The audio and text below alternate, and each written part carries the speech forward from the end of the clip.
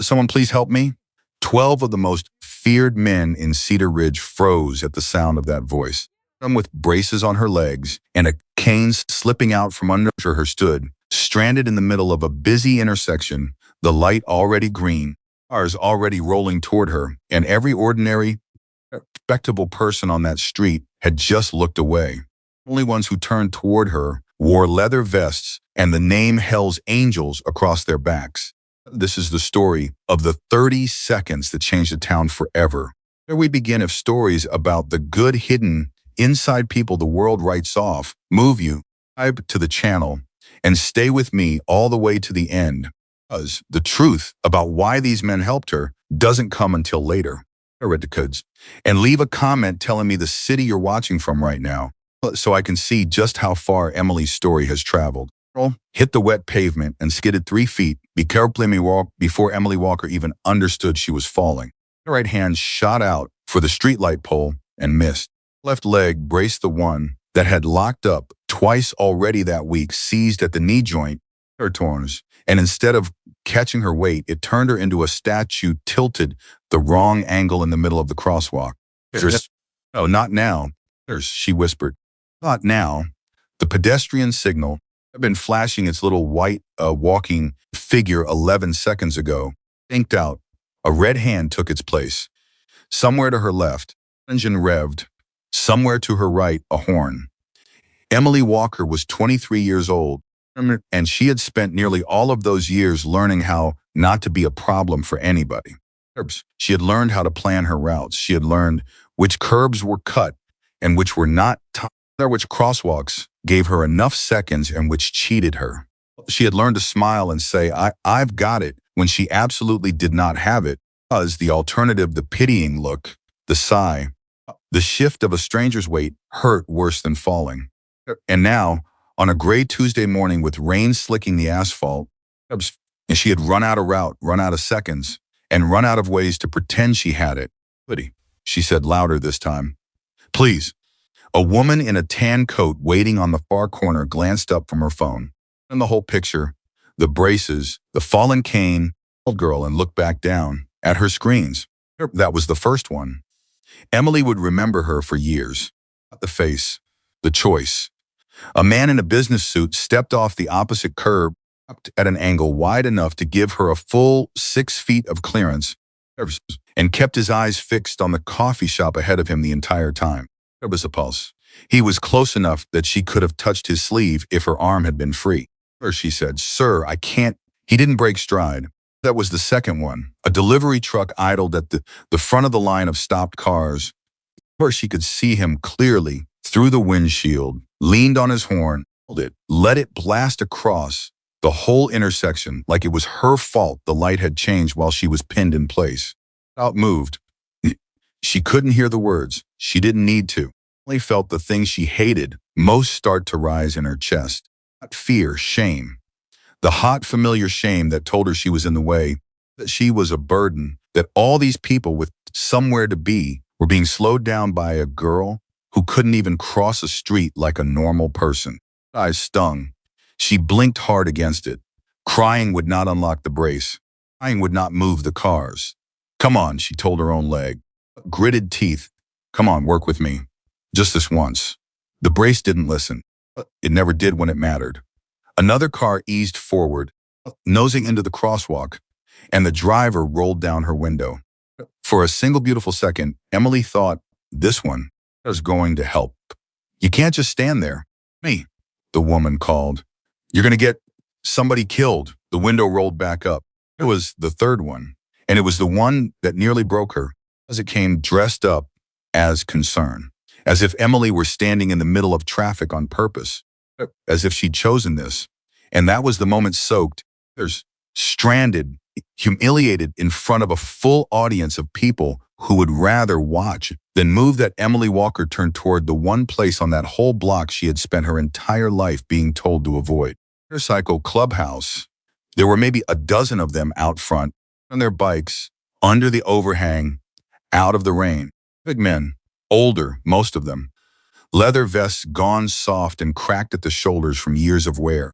Beards, tattoos climbing out of collars and down forearms.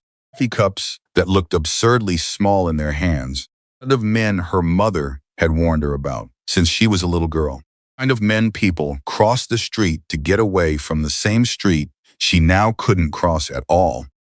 Every instinct she had built over 23 careful years told her, not them, anyone but them, but there was no one else. There had never, in the last 2 minutes, been anyone else. Emily lifted her chin, and with the last of the pride she had left, out to the men. Everyone in Cedar Ridge feared. Did someone please help me? And the entire parking lot went silent. Coffee cups stopped halfway to mouths. A conversation about a carburetor died mid-sentence. Heads turned, more or less at once, toward the girl in the crosswalk. On long, full heartbeat. Nothing happened, and Emily's stomach dropped. As she thought, of course, even they won't. Even they've got better things to do than the biggest one moved. He was older than the rest. She'd realized later, late 50s. Gray coming in, through the beard, a stillness about him that the younger ones didn't have. He set his coffee down on the seat of his bike without looking at it. In a hurry, he didn't shout across the street to ask if she was okay. The way people do when they want credit for caring but don't actually want to get involved. He just started walking, straight into the intersection. A RBC truck driver laid on his horn again. The man in the leather vest didn't so much as glance at him. Out in front of 2 lanes of stopped traffic, like the cars, simply were not a factor he needed to consider. And something in the way he moved made the whole intersection understand that they weren't. Right, he said. And his voice was lower and calmer than anything Emily had heard in the last 5 minutes. I've got you. Don't move. I can't move, Emily said. Her horror, her voice cracked on it. That's the whole problem. Brace, it locks, it's locked. I can't. Then don't apologize for it either. He crouched down in front of her. Up close, he was even bigger. And his eyes were a pale, steady gray, and they were looking directly into hers instead of at her legs. You hear me? Not one sorry. You didn't do anything. Emily opened her mouth. The word sorry was already loaded on her tongue. It always was. The reflex of a lifetime. She swallowed it. That's better, he said, and there was almost a smile in it. Your cane's about 4 feet behind you. I'm going to get it in a second. Right now, I want you to put your hand on my shoulder. Not your weight, I'll take the weight. Just the hand. You're not going to go down. Can you do that? She could. Her fingers closed on the leather of his vest, on the shoulder underneath it that felt like it was carved out of oak. For the first time since her cane had slipped up, the ground under her stopped feeling like it was tilting. Good, what's your name? Emily. Emily. He said it like it was worth saying. Mason. Now that light behind me's been red a while. Half these people would run me over to save 11 seconds. We're going to do this on my count, not theirs. You ready? Behind him, the delivery driver leaned out his window. Hey, you want to move it? One of us got. Mason didn't turn around. He simply raised one hand, back toward the truck, and held it there. The horn stopped. Later, Emily would tell people about that, not the rescue. Horn. The way one man, without a single word and without even looking, Colorado's, made the loudest, angriest voice in that whole intersection just stop. Jake Mason called, still not raising his voice much, not taking his eyes off Emily, Kane, and bring the truck up sideways so nobody does anything stupid while we cross. A second man was already moving a mountain of a human being, with a laugh she'd hear plenty of later. Right then, his face was all business. He scooped up her cane, and one of the bikes rumbled to life and swung out to block the lane. Like that, the 12 men everyone in Cedar Ridge crossed the street to avoid had turned a chaotic, dangerous intersection into something calm and controlled in under 30 seconds. Hey, Emily, Mason said, that brace, it locked at the knee? Yes. That when it's cold or wet or... She stopped herself before the apology got out again. There. It does that. Then we're not going to fight it. We're going to work with it. He shifted his stance. I'm going to take you under the arm, and you're going to keep that leg stiff like it wants to be. We're going to walk you across on 3 legs instead of 2. Oh, nobody's in a hurry but them, and they can wait. On 3, 1, 2. On 3, she moved, and she didn't fall. Just the whole intersection that way. One careful step at a time, old biker and a stranded girl, while a full audience of ordinary decent people who hadn't lifted a finger watched from behind their windshields. Emily kept her eyes forward. Her face was burning. Underneath the shame, there was something else now, something she hadn't felt in a long time. And it took her half the crosswalk to recognize what it was. She felt safe. They reached the far curb that cut one. Odd. And Jake was there with the cane, and a couple of the others had drifted over, forming a loose half circle between Emily and the street. One of them, a lean, quiet one, with pale eyes she'd come to know as Ghost, crouched down and looked at the locked brace without touching it. "There's cheap hinge," he said. It was almost the only thing she'd hear him say for a week. "Never fit this, cut a corner." "They gave me what the insurance covered," Emily said. I hated how small it sounded. Ghost looked up at her, then back at the brace, and didn't say anything else. Something passed over his face that she couldn't read. "All right, back off. Runners, give her some room. You're crowding her." Listen said, and the half circle loosened. He got Emily settled with her back against the wall of the clubhouse. The rain at last, and only then did he let go of her arms slowly, making sure she had the cane, making sure her weight was where she wanted it, where he trusted her to stand on her own. "There," he said. "You're on solid ground." Emily's legs were shaking now, adrenaline draining out of her all at once, and she pressed her lips together, hard, because she absolutely was not going to cry in front of the Hells Angels. Not in front of the Hells Angels, not big sobs, full of hot tears that spilled over before she could stop them. And she scrubbed them away furiously with the back of her free hand and said, "Sorry, I'm not usually." "Hey." Mason crouched again, up to her eye level. "What did I say about that?" "I know." She laughed, wet and shaky. Nobody stopped. "I stood out there and I asked, and nobody, a whole street of people. Buddy, I know. And then I asked you, and you did." She looked at him, or really looked at him, the beard, gray, the tattoos, the vest with the name on it that had told her all her life to be afraid. "Everybody told me to stay away from people like you." Mason was quiet for a moment. When he answered, there was something old and tired underneath the calm, something that told her she was not the first person to say that to him. He said, "They usually do." And then he stood, looked down at her, and said the thing she would carry with her for the rest of her life, the thing that would come back to her in a courtroom, in a hospital, on the day she stood at a podium in front of 1,000 people. "You asked the right people." Emily didn't know it yet. That single sentence had just set something in motion. That no one in Cedar Ridge, not the men in the leather vests, the girl with the cane, not the wealthy stranger who would step out of a luxury car 3 months claiming to be her father, could have possibly predicted. That was later.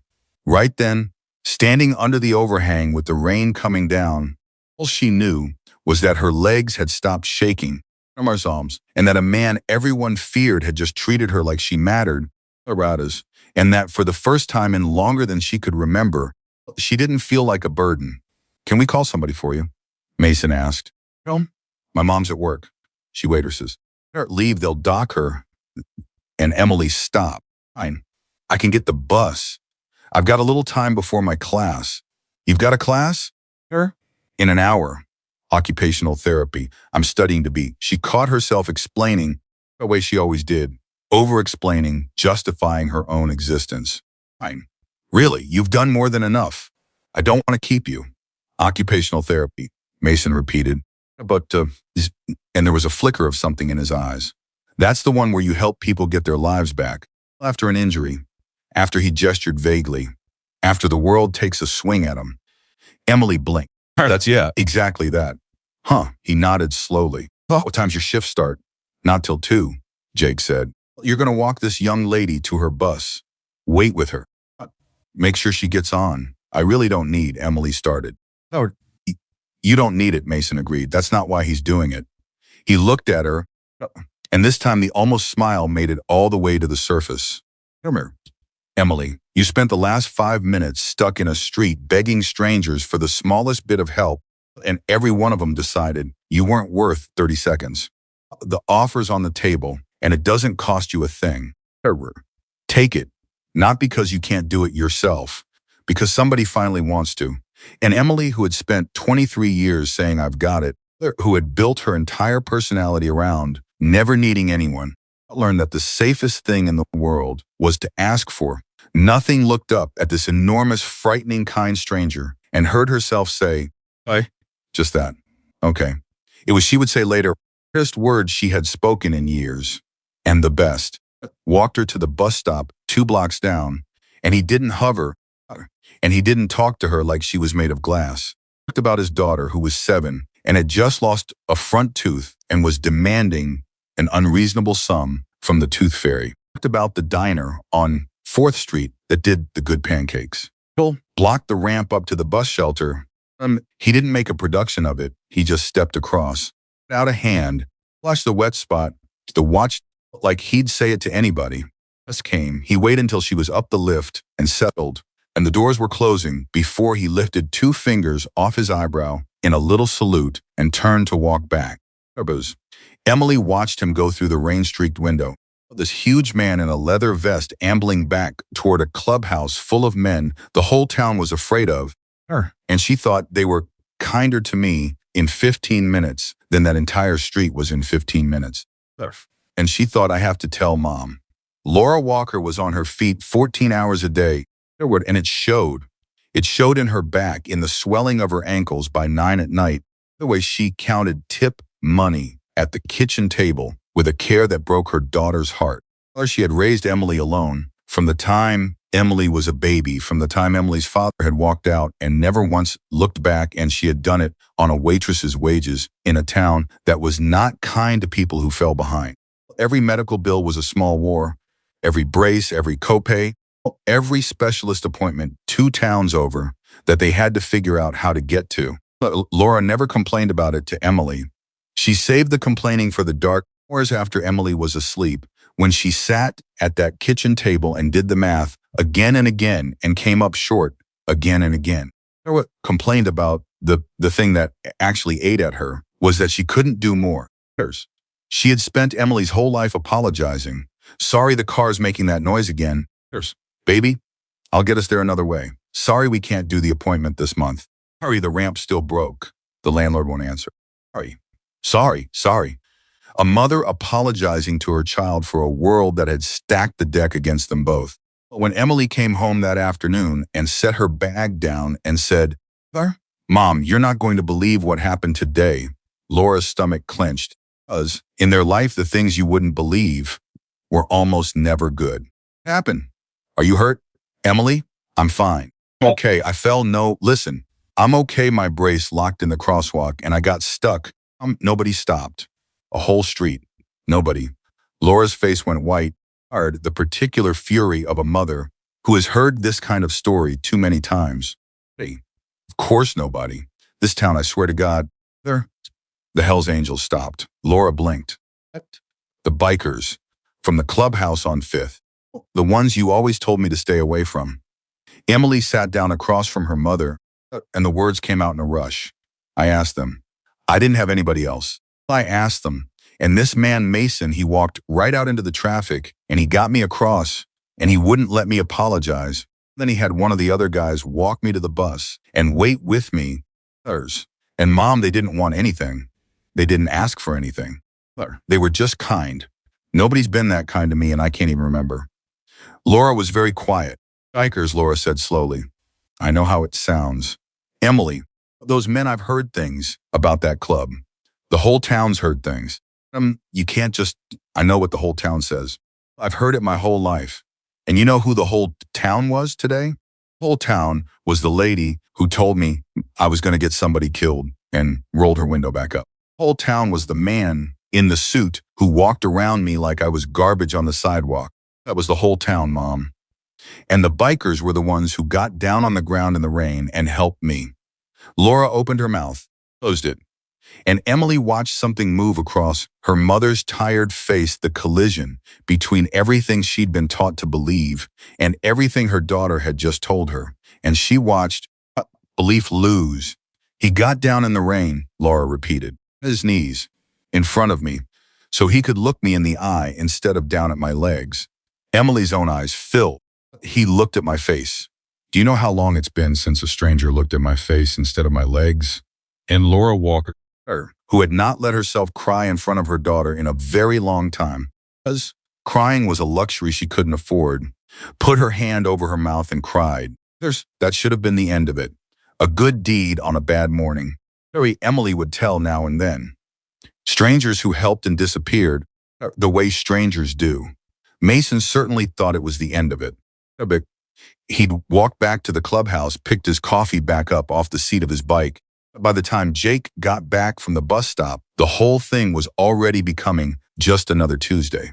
Okay? Mason asked. Yeah. Good kid. Studying to help people who Jake shrugged. Like her, I guess. Wants to be one of those therapists. Mason nodded and drank his coffee and said nothing. And if you'd been watching him, you'd have thought the girl was already out of his mind. She wasn't, because Mason Blackwood had been a Marine a long time ago in places he didn't talk about. And he had learned something out there that had never left him. Everything you need to know about a person by what they do at the exact moment they've got nothing left.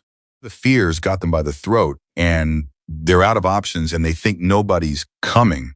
Some people in that moment get mean. Some get small. Some just quit. And some, a rare few, lift their chin anyway and ask out loud for help from the one door they've been told all their lives to be afraid of. Took something. Mason knew exactly how much it took, because he'd been the man at the end of his own rope once, and he knew what it cost to open your mouth and admit you couldn't do it alone. Had that. Whatever it was, she had it.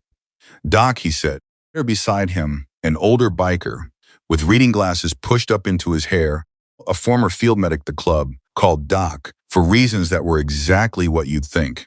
A brace she had on. The knee joint. Saw it. Doc said. Locks under load from the look of it. She's fighting that thing every step she takes.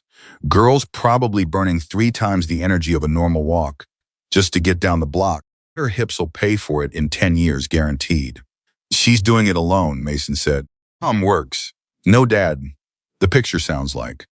She's 23 and she's carrying the whole thing by herself, and she's still out there trying to get a degree so she can turn around and help other people.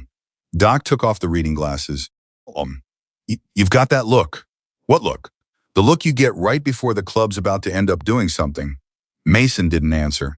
He was watching the rain come down off the edge of the overhang, and he was thinking about a girl standing in a street with her chin up, asking, and about a whole town of decent people who couldn't be bothered to give her 30 seconds. You know what stuck with me? He said finally. It wasn't that she was stuck. Maybe can get stuck. It's that, she apologized.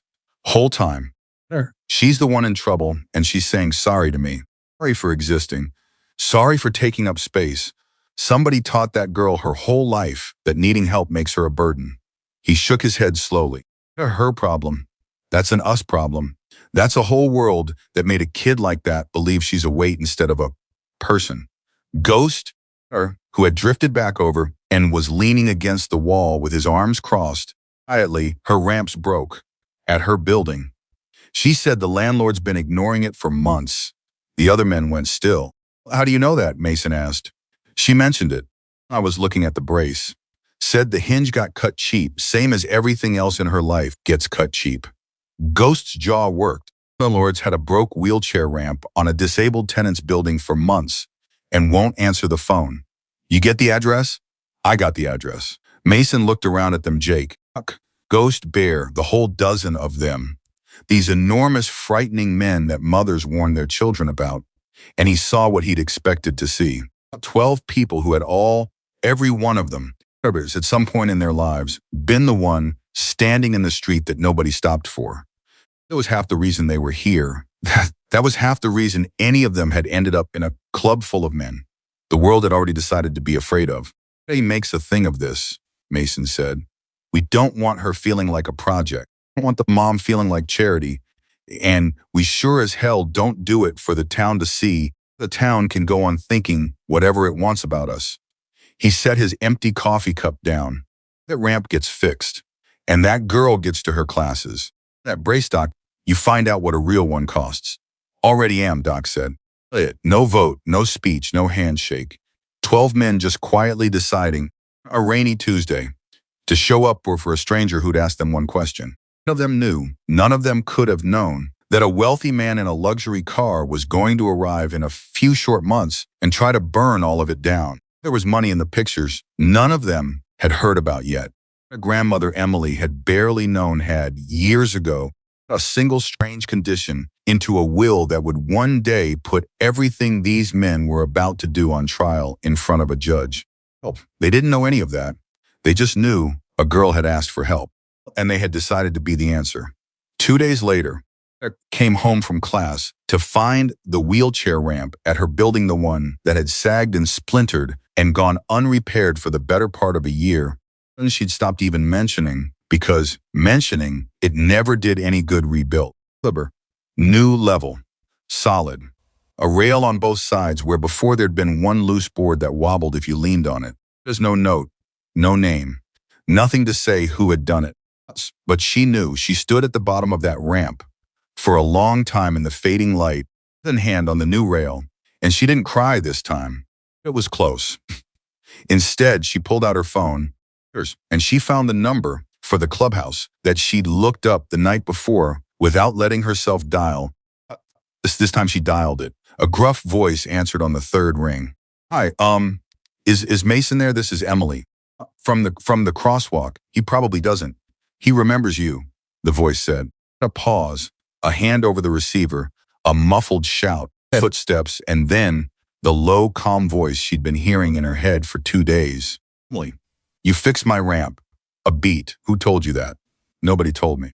Nobody had to. It's been broken for a year, and the landlord won't return my calls, and then suddenly it's just done.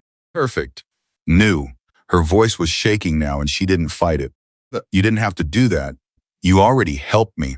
Oh, you didn't owe me anything, and you fixed my ramp, and you didn't even leave a name. There was a long silence on the line. When Mason spoke again, his voice was rough in a way it hadn't been in the street. Third time getting up your own front door for a year, he said, and you never once made it somebody else's problem. Oh, the least the world can do is meet you halfway on the front step. Emily pressed the back of her hand to her mouth. There, Mason asked. I'm here, she managed. But I don't know how to thank you. You know, the whole point. A pause. You eaten today? What? Dinner. Here and your mom. You eaten? Not yet. She's still at the diner till 9. Then here's the deal, Mason said. Heard the almost smile in it again. The one that had made her feel safe in the middle of a street full of people who wouldn't help. How many of us get food on Thursdays? Nothing fancy. Grills, it's usually edible. You and your mom are going to come. Here, you don't want to be any trouble. I already know you're going to say it. So don't you should know that saying no is going to offend about 12 very large men. And you don't want that on your conscience. Emily laughed, a real one. Eyes out of her, so, Mason said. Thursday. Yes? And Emily Walker, standing at the bottom of a ramp that a dozen strangers had rebuilt for her in the dark and asked for nothing in return, at the town that had watched her struggle and turned away their routers, and then she looked down at the phone in her hand, lifeline it had somehow become, and she said the second hardest and second best word she'd spoken all week. She had no idea she'd just said yes to a family. She had no idea what was coming for that family. Either the luxury car, with her own eyes, and a stranger's smile, the lawyers, or the whole town turning on the men who'd saved her.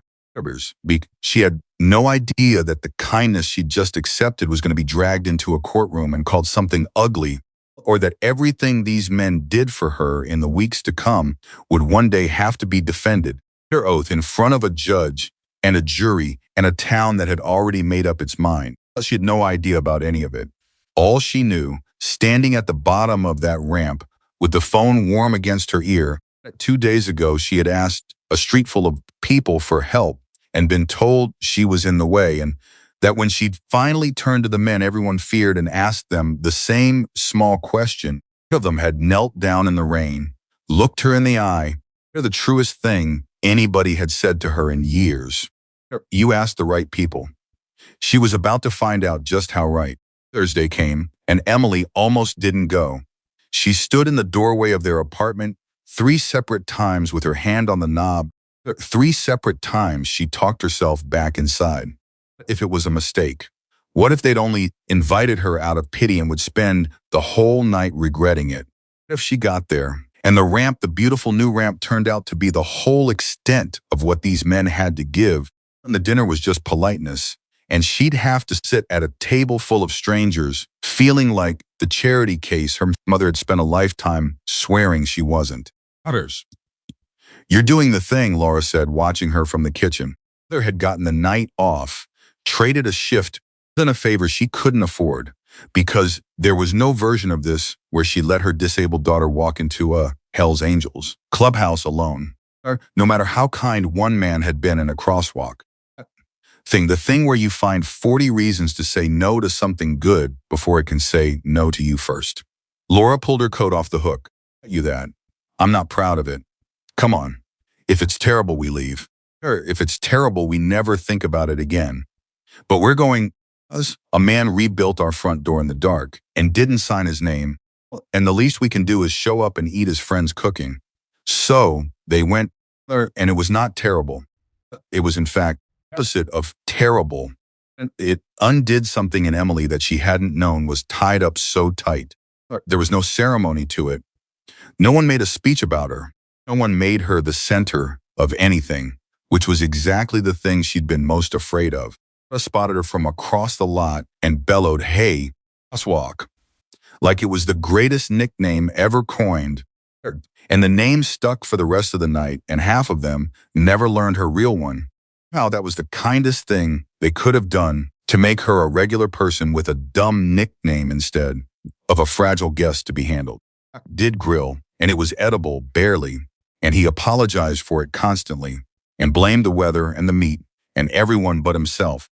Bear, an enormous man with a beard you could lose a hand in, turned out to have the softest voice Emily had ever heard come out of a body that size. And he spent 20 minutes showing her mother pictures of a rescue dog he'd nursed back from the brink, going through them one at a time, like a proud father. And Mason mostly hung back and watched the way he had at the crosswalk, and let his brothers do the work of folding two strangers into an evening. At one endpoint, he ended up next to Emily at the edge of it all, both of them watching Jake attempt to explain the tooth fairy's inflation problem to Laura. And he said quietly, looking at her, "You almost didn't come tonight." Only startled. You, because I know the look. You had it in the street. What people get when they've decided ahead of time they're not going to be wanted. He took a sip of his coffee, always coffee. She'd noticed, never a drink. Wanted to make sure you came anyway. I strong-armed you on the phone. Figured if I gave you a clean way out, you'd take it. Emily was quiet for a moment. Our whole life, she said, I've been the thing that makes everything harder. The reason we can't. The reason it costs more. The reason Mom's tired. I'm not fishing. I'm just telling you why I almost didn't come. Mason nodded slowly. There's still watching the party, giving her the mercy of not making her look at him while she said it. Do you know what I see? He said. I see a girl who fought a busted brace across a wet street because she had class and didn't want to miss it because she's trying to become the person who fixes this stuff for other people. The reason anything's hard, Emily, that's the reason anything's going to get better. He finally looked at her. You're not the weight, you're the one carrying it. There's a difference. And one day, it's going to matter that you know it. She didn't know what to say to that, but she didn't say anything. And that was okay too. That was how it started. Not with a grand gesture. The Thursday. Over the weeks that followed, the men worked their way into Emily's life so quietly and so naturally that she never quite caught the moment it happened. It was never announced. Nobody ever said, we're going to take care of you now. They just started showing up, one small thing at a time. One day, she looked around and realized she was surrounded. It was Jake who started walking her home from her night classes. The first time, he made it sound like a coincidence. I'm headed that way anyhow. The crosswalk, even though he was very obviously not headed that way at all, even though the diner he claimed to be going to was in the opposite direction. He did it 3 nights a week after that, and he never once made her feel watched over. Her laugh, mostly. He told her about his daughter, his ex-wife, who he still spoke of with a bruised kind of respect, about the years he'd spent doing things he wasn't proud of before the club pulled him out of a hole he dug himself into. He treated the walk like the best part of his day, and slowly Emily stopped bracing for the moment he'd get tired of her. "I'm gonna have to keep doing this," she told him one night. 2 weeks in, "I know I don't." "Then why do you?" Jake was quiet for a few steps, which for Jake was rare. "You know what it's like," he said finally, "to walk somewhere at night and have people cross the street to get away from you. How you look." Emily looked up at him, this huge man, leather and tattoos mountain that the whole town gave a wide berth. "Well," she said softly. "Actually, I do." "Yeah," Jake said. "Figured you might." "So?" He shrugged his enormous shoulders. "Two people the street's scared of, walking each other home. Nobody else is going to do it. Might as well be us." It was Doc who noticed the therapy. He'd been quietly watching how Emily moved for weeks, the way she compensated, the way she fought her own body, the way the cheap brace stole energy from her with every single step. And one Thursday he cornered her with the reading glasses down on his nose and a notebook in his hand and said, "Set up your PT routine." I did. Off the internet, mostly, and a physical therapist I saw for a while, before the insurance stopped covering it. Doc's jaw tightened. "Honors, you've been doing this alone. I've been doing it. What matters?" "No," Doc said, and there was a sharpness in it that made her look up. "That's not what matters. What matters is that whoever set up half these exercises had you working against your contractures instead of with them or others, and you've been powering through pain that you should not be in because you thought that's what tough was." He softened. In her face, "Emily, I ran a battalion aid station. I've rehabbed men who lost more than you can imagine and thought their lives were over. I'm not going to sit here and watch you hurt yourself trying to be strong when I can show you how to actually get stronger. Will you let me help you?"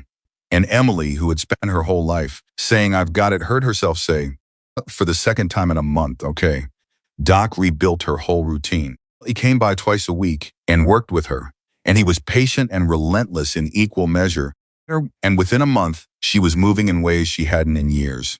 Less pain, more range, a little more freedom in a body that had spent 23 years feeling like a cage. First day she got up a flight of stairs without stopping halfway. Called Doc before she called anyone. And the man who never raised his voice got choked up on the phone and had to pretend it was a bad connection. It was Bear who solved the car. Laura's old sedan had been dying by inches for a year, and one week it finally stopped dead in the parking lot. Turnover, and the estimate to fix it was more than the car was worth and more than Laura had by a wide margin, which meant no way to get Emily to the specialist 2 towns over. It meant the appointment they'd waited 4 months for was about to become an appointment they simply missed. They missed everything, the way falling behind worked when you were already behind. Emily didn't tell the club. She was still learning how to accept the things they offered without asking. Asking outright was a bridge she hadn't crossed.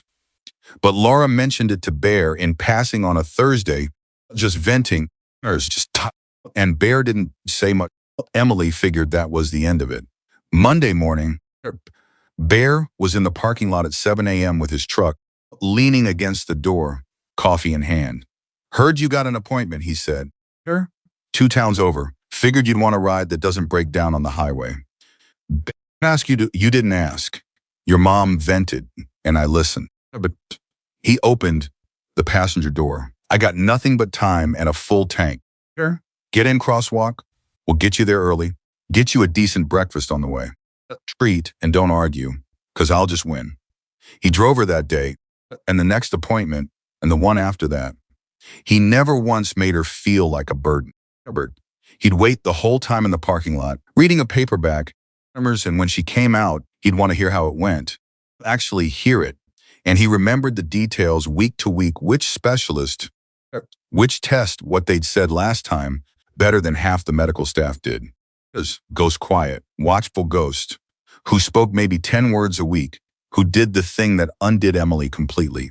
She came home one evening to find her front door standing open and Ghost inside her apartment on his knees, not by the door this time, by the bathroom. He'd installed grab bars, real ones, and into the studs, the kind that cost money and required knowing what you were doing beside the toilet and in the showers. He'd raised the threshold lip that she tripped on every single day. Out the round doorknobs she struggled with for levers she could work with an elbow. And asked, he'd just seen. He'd been in her apartment exactly once. Look at that brace. And in one visit, he had cataloged every single small daily indignity she'd stopped, even noticing because she'd lived with them so long. And then he'd come back and quietly erase them. Ghost, she said from the doorway.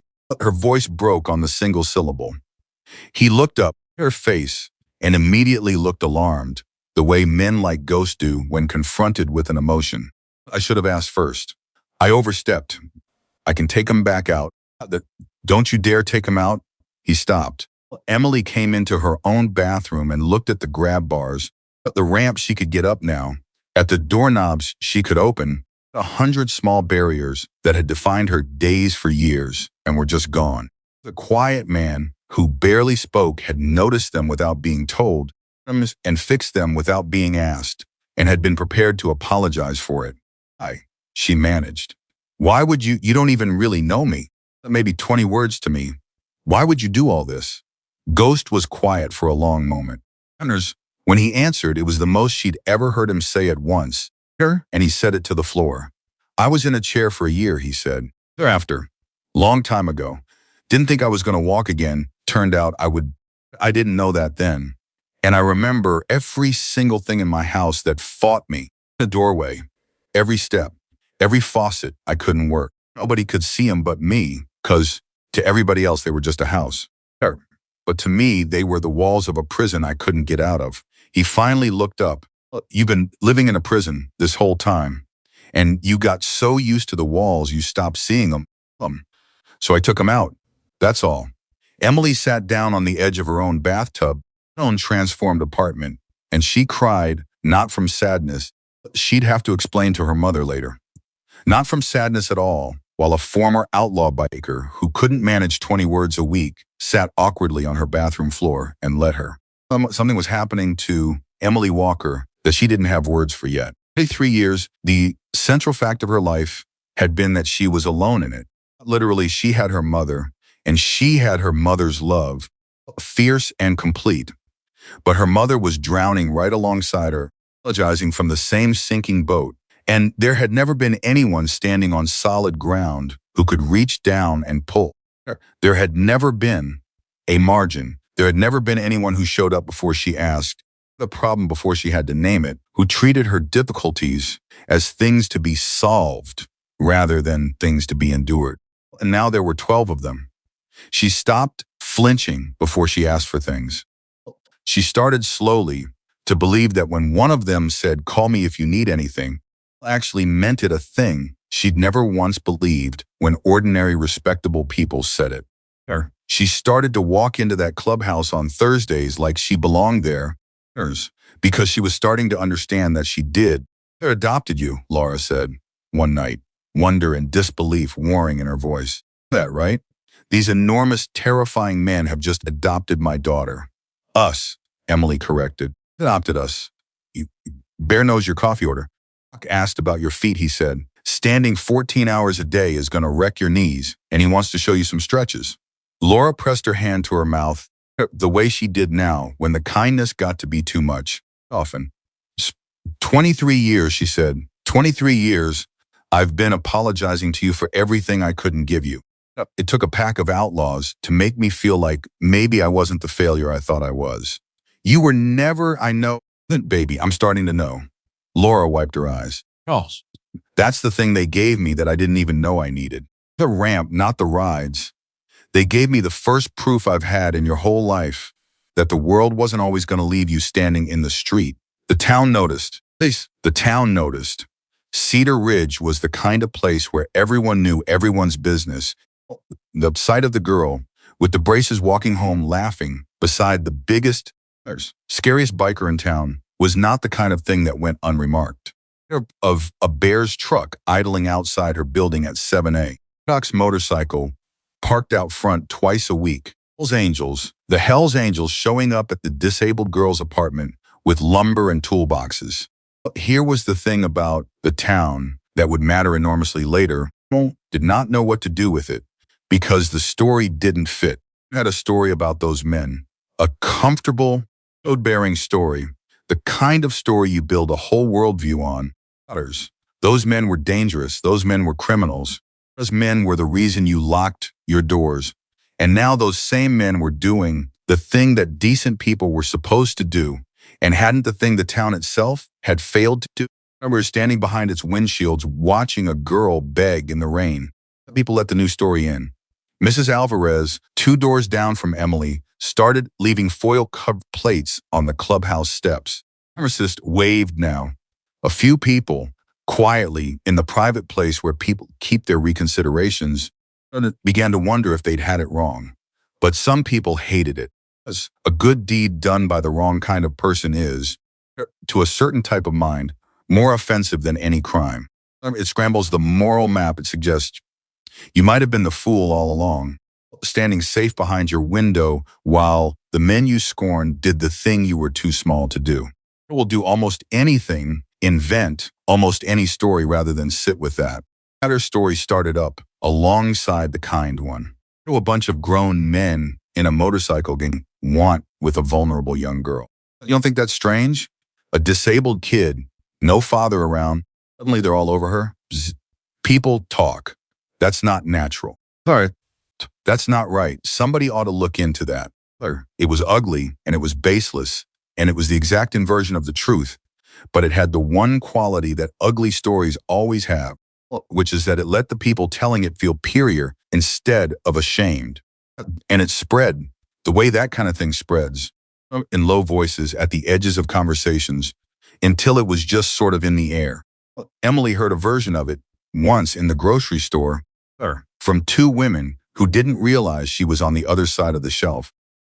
She stood frozen with a can of soup in her hand while they wondered aloud what those men really wanted with her. She felt the old shame come roaring back, the shame she thought the club had finally burned out of her. And underneath it something new and worse, a fear for them. A fear that her friends, her family were going to get hurt for the crime of being kind to her. Told Mason about it that Thursday haltingly, expecting him to be angry. He wasn't angry. That was the thing about Mason that she was still learning. The man almost never got angry, and it made the times he did more frightening than any amount of shouting from another person. He just got quiet and steady, and something behind his eyes went very still. They're going to say things, he said, about us, you, and about us and you. They've been saying things about men like us for 40 years. He rolls off. He looked at her. But I want you to hear me on this. That matters. There is nothing you understand me, nothing about what any of us does for you that you ever have to feel strange about. Helping your legs, Jake walking you home, Bear driving you, just fixing your door, every bit of it is exactly what it looks like and not one thing more. You're a good kid who got dealt a rough hand, and we've got the means to make it a little less rough. Whole story. Anybody tells you different, their sickness, not yours. Emily nodded, blinking hard. And Emily? His voice dropped. If it ever comes to it, if somebody ever tries to make our helping you into something dirty, tries to use it against you or us, you don't fight them with anger. Others. You hear me? You fight them with the truth. The truth's the only thing that wins in the end, and we've got nothing but truth on our side. Remember that. She didn't know why he said it. She didn't know why he'd looked in that moment like a man laying groundwork for a storm he could feel coming but couldn't yet see. Called it away as just another one of Mason's slow, deliberate pieces of wisdom. And she didn't think about it again for weeks. He would think about it later in a courtroom. Under oath, everything on the line, and the whole town watching. Plus, she would hear those exact words in his voice, fight him with the truth, and she would understand that Mason Blackwood had somehow known months in advance that it was coming. But that was later. Oh, the days were good. The best of Emily's life, if she was honest what she was learning to be, her legs were stronger. Her grades were climbing because for the first time she wasn't spending every ounce of energy just getting to class. She had somewhere to be on Thursdays, and people who noticed when she wasn't there. There was standing a little straighter. The unbearable arithmetic of their life had, their first time, a little slack in it, not because anyone gave them money. The men never gave them money, but because a dozen people had quietly picked up the 1,000 small costs that had been crushing two women who'd been carrying them alone. For the first time in her whole life, Emily Walker was not bracing for the next blow. That's exactly when it came. It came on an ordinary afternoon, with no warning at all, in the form of a car that did not belong on their street. Emily was coming back from class, up the good new ramp Ghost had built, when she noticed it, a long, low, expensive thing, and gleaming and wrong, parked directly outside her building, the way nothing that nice ever parked outside her building. She slowed. Something about it made her uneasy before she could have said why. Some animal part of her that had spent a lifetime learning to read a situation for threat. River's door opened. A man got out, 60s maybe. Her hair, expensive coat, the kind of tan and the kind of watch that told you money the way a uniform tells you rank. He straightened, buttoned his jacket, and looked at the building the way a man looks at something he's come a long way to find. And then his eyes found Emily on the ramp, and his whole face changed, opened up. Her soft went warm into a smile of such practiced, aching tenderness that for one disorienting second, she almost smiled back at a stranger. The man said, and his voice cracked on it. His eyes filled right on cue, like a man overcome. Look at you. You're all grown up. Emily gripped the rail. I'm sorry, do I know you? The man took a step toward her, one hand pressed to his chest, and the tears in his eyes spilled over. And he said the four words that would blow apart everything the last 3 months had built. It's me, your father. And somewhere across town, a house he didn't know existed, 12 men who had quietly become her family were about to find out that the girl they'd pulled out of one street was standing in another one, and that this time, their walking toward her had not come to help. For a moment, Emily couldn't make the words mean anything. She had a father the way she had a great-grandfather as an abstraction, a fact on a form, a blank, where other kids had a person. Stopped wondering about him somewhere around age 9, when she'd finally understood, in the way children eventually do, a man who wanted to find you found you, and a man who didn't, and that his absence was information about him and not about her. She had built her whole self on the far side of that understanding. The abstraction was standing on her sidewalk in a coat that cost more than her mother made in a month. No, she said. It came out flat, almost calm. Any feeling caught up to it. No, I don't. My father left. I was a baby. He never... Richard, the man said, pressing his hand harder against his chest. Richard Whitmore. Oh, I know, sweetheart, and I have no right at all to just show up like this. I've rehearsed this 1,000 times, and there's no good way to do it. His voice thickened. Forward, Emily. I was young and I was scared and I ran. And it is the great regret my life. And I have spent more years than you can imagine trying to work up the courage to stand where I'm standing right now. Every word was perfect. That was the thing Emily would come back to. Later, she understood. Every single word was exactly the word a grieving, repentant father would say, and a false note in it. And that flawlessness was itself the first thing that felt wrong. Though she was in no state to notice it then, because the ground had just come out from under 23 years of settled understanding and she was falling. I understand, she said. Why now? Why after all this time would you? Because I'm not getting any younger, Richard said. I couldn't die having never known you.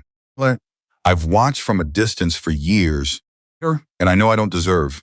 I know I have to earn even the chance to, but please, just let me try. Watch from a distance.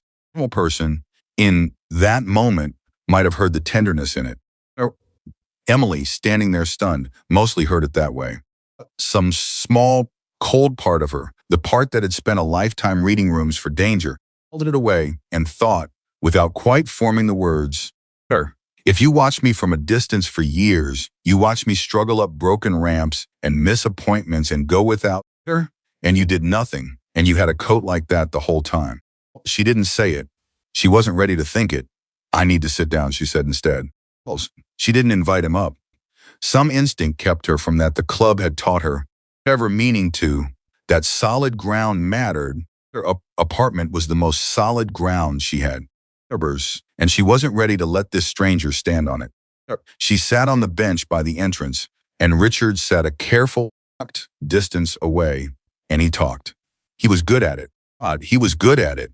He told her about the young man he'd been, terrified of a baby, with a diagnosis he didn't understand. Sure, he'd only make things worse. He told her he'd gone into business, made something of himself, told himself it was so he could come back one day and provide, and then been too ashamed of the years that had passed to ever actually do it. Except at the right moments.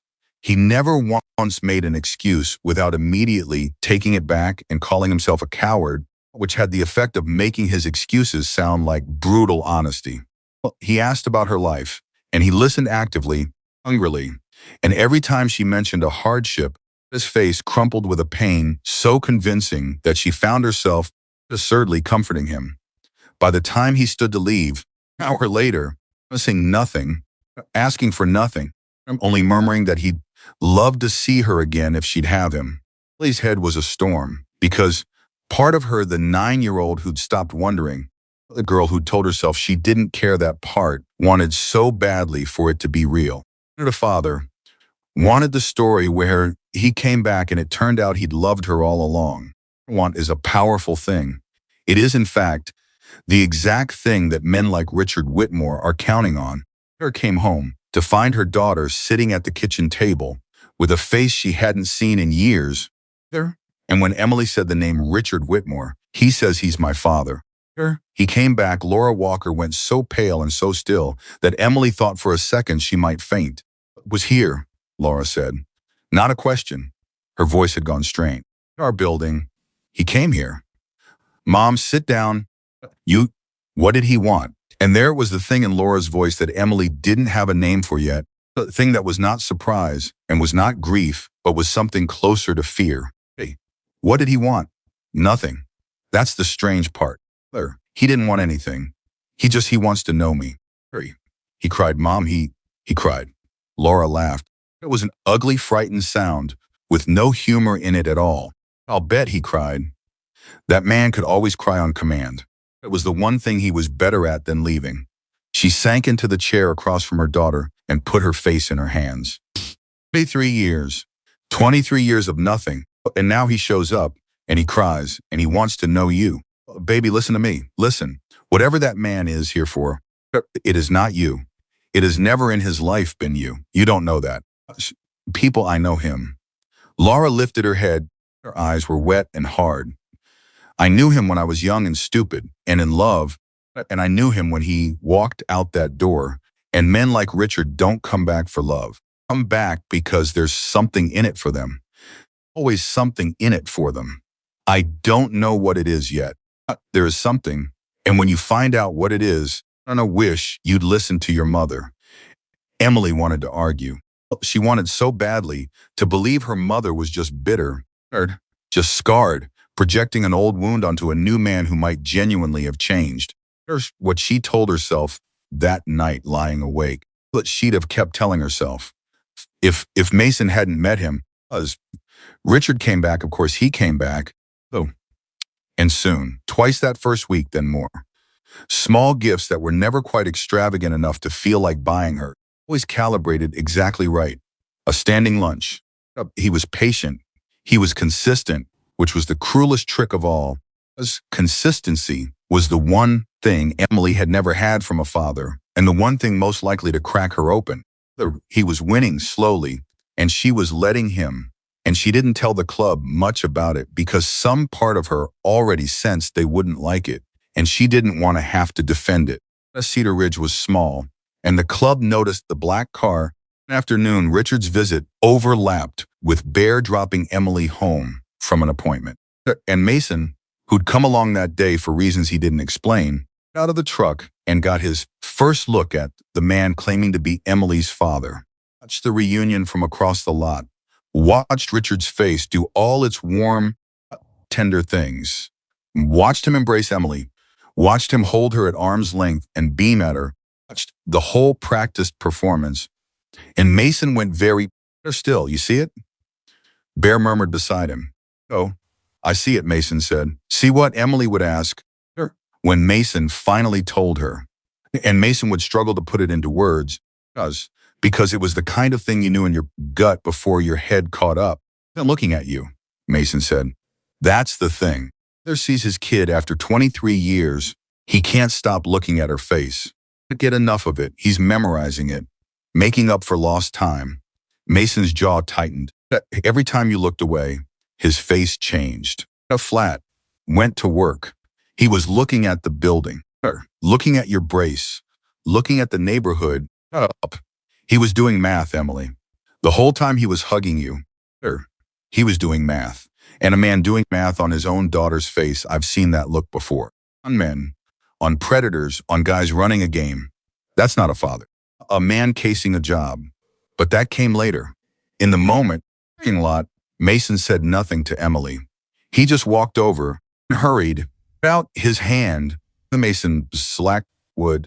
Emily's Whitmore turned and took him in the vest, the name across the back that Emily didn't see, but Richard did. And for 1/2 second, the warm mask snapped back into place. Something flickered across the man's face that told Mason everything he needed to know. It wasn't fear. It was calculation, and then underneath it, something worse, satisfaction, as if Richard had just been handed a gift. Richard Whitmore, he said smoothly, shaking Mason's hand. Please, father, and your friends. How nice. The smallest pause on the word friends.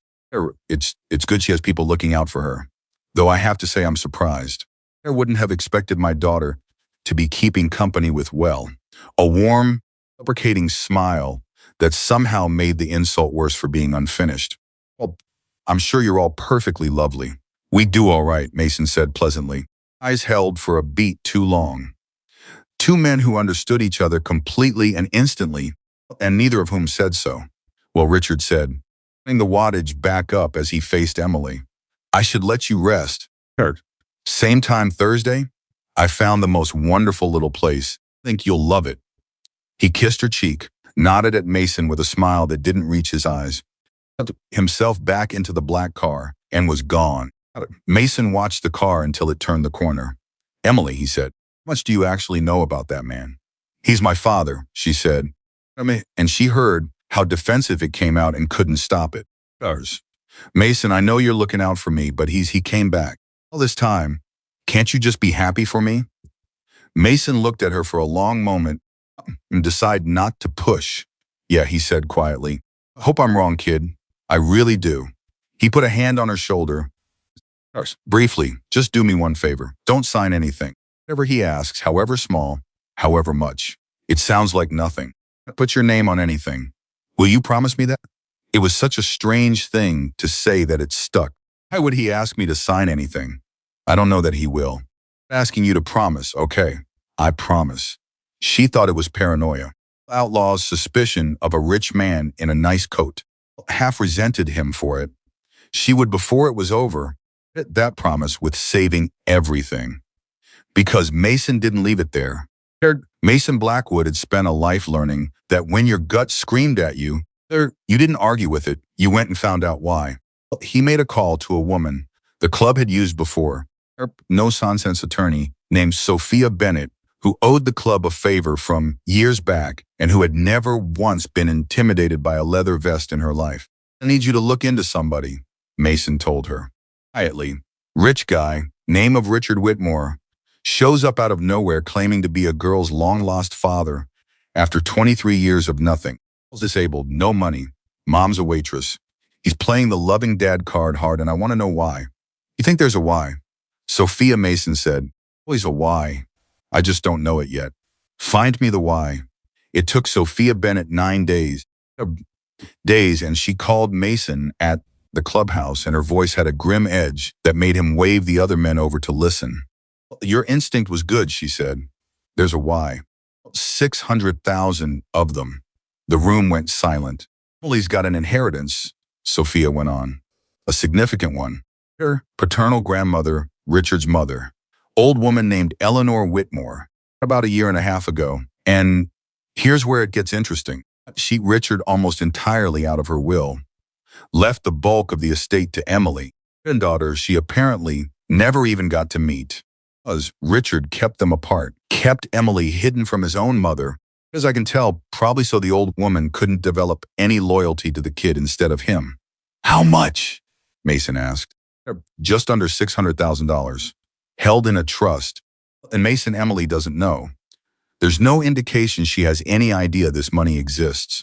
Her mother's estate has been in probate. The notifications went to an old address, and Richard has clearly known about it the whole time. That's your why. He didn't come back for his daughter. He came back the moment that money became real and reachable. Jake swore under his breath. His hands had curled into fists. Doc had gone very quiet. Listen. And Mason just closed his eyes because it was worse than he'd thought. It was exactly what he'd thought. There's more, Sophia said. And this is the part you need to hear all the way through, because it changes everything. Eleanor Whitmore was not a stupid woman. She knew exactly what her son was. And she knew that a disabled young woman coming into $600,000 was going to draw vultures, starting with the biggest vulture in her own family. A condition into the trust. What condition? The money is protected. Emily can't be pressured out of it. No conservatorship, no signing it over, as long as one thing can be demonstrated in court if it's ever challenged. That Emily is surrounded by people who genuinely care about her well-being. The people with no finance stake in her. The old woman actually wrote it into the document. I'm reading it here. She wanted proof that her granddaughter was loved for herself and not for what she has, affected by those who ask nothing in return. Sophia paused. She was trying to reach across her own death to protect a granddaughter she never met from a son she knew too well. And she built the lock so that the only key was people who loved Emily for free. Nobody in the clubhouse said a word, as every single one of them understood in the same instant what Sophia was telling them. For 3 months, with no idea any money existed, but with no possible stake in it, asking for nothing, wanting nothing, purely because a girl had asked them for help. In the rain, a dozen outlaw bikers had been building, brick by brick, the exact thing Eleanor Whitmore had prayed her granddaughter would have. Walked her home, fixed her door, healed her body, driven her to her doctors, folded her into a family. Without knowing it, been assembling the precise legal and human evidence that would one day be the only thing standing between Emily and a man who'd come to rob her. Lady built a trap, Bear said slowly. Wonder and fury mixed in his voice. Into it, the right way, without even knowing. You didn't walk into anything, Doc said quietly. Helped a kid. The rest is just what helping a kid turned out to be worth. Mason opened his eyes. Richard know about the condition? He has to, Sophia said. He had lawyers on the estate. He knows the money's Emily's, and he knows he can't just take it, which means, Mason, think about this, he needs to get her alone. He needs to isolate her, because to get his hands on that money, he has to be able to show that the people around her are a problem, that she's being manipulated, that she's not really loved, that she's being used, a beat. And there's exactly one group of people close to Emily that a court might be persuaded to see that way. There's exactly one set of friends he can point at and say, look at them. But what they are, they're the ones taking advantage of my vulnerable daughter. The silence in the clubhouse was total. He's not going to try to pry the money out of Emily, Mason said. It wasn't a question. He was thinking out loud, and his voice was low and even and terrible. He can't. The old lady made that too hard. So instead, he's going to come after us. He's going to take the one thing keeping her safe us, and he's going to turn it into a weapon. He's going to stand up in front of God and the whole town and say the bikers are the predators, that we wormed our way into a disabled girl's life to get at her money. His jaw flexed. He's going to accuse us of the exact thing he's doing. And half town's already primed to believe it, because half this town's been whispering it for weeks. He'll win. There too, Sophia said grimly, if he plays it right. A jury looks at 12 Hell's Angels and a rich, weeping, well-dressed father, and I promise you they don't start out neutral. The town's fear on his side. He's got every ugly assumption people already make about men like you. All he has to do is dress it up in concern for his daughter. She exhaled. Mason, I'm going to be straight with you. On paper, he's got the stronger hand. The condition protects Emily, but only if you can prove, room, in front of people who are afraid of you, love that girl for nothing, and proving a negative proving, you don't want something that's just about the hardest thing there is to prove. Mason was quiet for a long moment.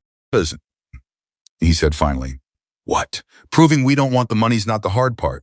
We've got 3 months of doing it before we ever knew there was any money. Receipts, witnesses, a whole neighborhood that watched us fix her door and drive her to the doctor and ask for nothing. He looked around at his brothers. Hard part's not the truth. We've got a mountain of truth. Hard part's going to be keeping our heads when that man does everything he can to make us angry. Because that's his only real play. Get one of us to lose it. One of us to threaten him. Take a swing at him. Top of the town right on camera. One angry outburst from any man in this room and we hand him the whole thing. Mason's gaze went hard and steady, from face to face. So hear me now, all of you. Whatever he does, whatever he says about us, about Emily, her mother, however filthy he makes it sound, we do not give him his one thing. We stay calm. We tell the truth. Swing and swing and never once swing back. We win. It's the only way we win. And Emily? Jake asked. His voice cracked on it. She's got no idea. She thinks she got her dad back. That gut her, Mason. When she finds out he came back for money, that he never, Jake couldn't finish it. He nodded slowly, and for the first time, something like grief crossed his weathered face. But he said, that's the part I hate. We can save her money. But we can beat him in a courtroom. But we can't save her from finding out what her father really is. That one she's got to walk through herself. He stood up. Everything you found. All of it. I want it airtight and I want it ready because he's going to move soon, and when he does, it's going to come fast and it's going to come ugly. He was right about that. Then 4 days later, and it came uglier than even Mason had imagined, not with a lawsuit quietly filed, a television news van parked outside the clubhouse, a reporter with a microphone, and Richard Whitmore standing in a press suit with tears in his eyes, telling a camera that a gang of dangerous men had targeted his disabled daughter, isolated her from her family, and were working to strip a vulnerable young woman of the inheritance her beloved grandmother had left her. And on the other side of town, Emily Walker turned on the evening news, her father's weeping face, and heard him say the names of the men who had saved her life spoken like the names of criminals, and heard the first time in her life the word inheritance. $600,000. She sat frozen on her couch, loose in her hand, as two impossible truths crashed into each other in the same unbearable second that she was, and had always been, an heiress, and that the father who'd wept on her sidewalk had known it the entire time. The remote finally slipped from Emily's fingers and hit the floor, and she didn't move to pick it up. $600,000. The words kept repeating, refusing to mean anything, refusing to fit into the life she'd been living, the life of missed appointments and cheap braces and a mother counting tips at midnight. There had been $600,000 somewhere in the world with her name on it, and she had gone without a working car, without a real brace, a physical therapist she could afford. And the whole time, somewhere that money had existed, and her father had known. That was the part that wouldn't stop cutting. Not the money. There's the knowing. He had wept on her sidewalk. He had pressed his hand to his chest and called himself a coward and said he couldn't die without knowing her. Well, every single second of it, he'd known about the money. And he'd said nothing because the money was the entire reason he was standing there. The phone was ringing. It had been ringing for a while. I looked down and saw Mason's name, and she almost didn't answer because she didn't know what she'd say, because the shame was back, the old, little drowning shame, and now it had a new shape. Turned out about and the money too. From the television, them as her. What did they think? Did they think she'd known? Did they think she'd been sitting on $600,000 while they fixed her door for free? She answered because not answering was worse, Emily.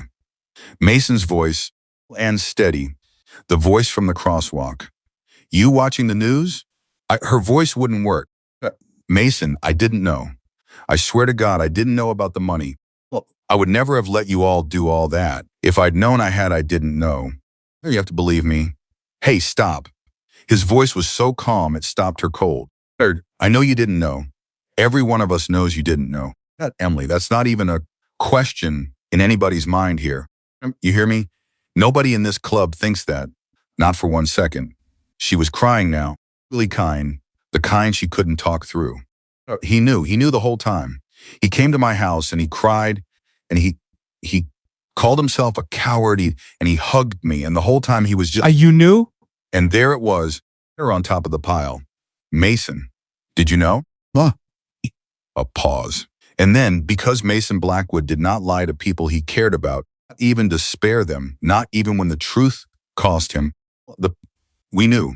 A few days now, I had somebody look into him after I met him. My gut told me he was wrong.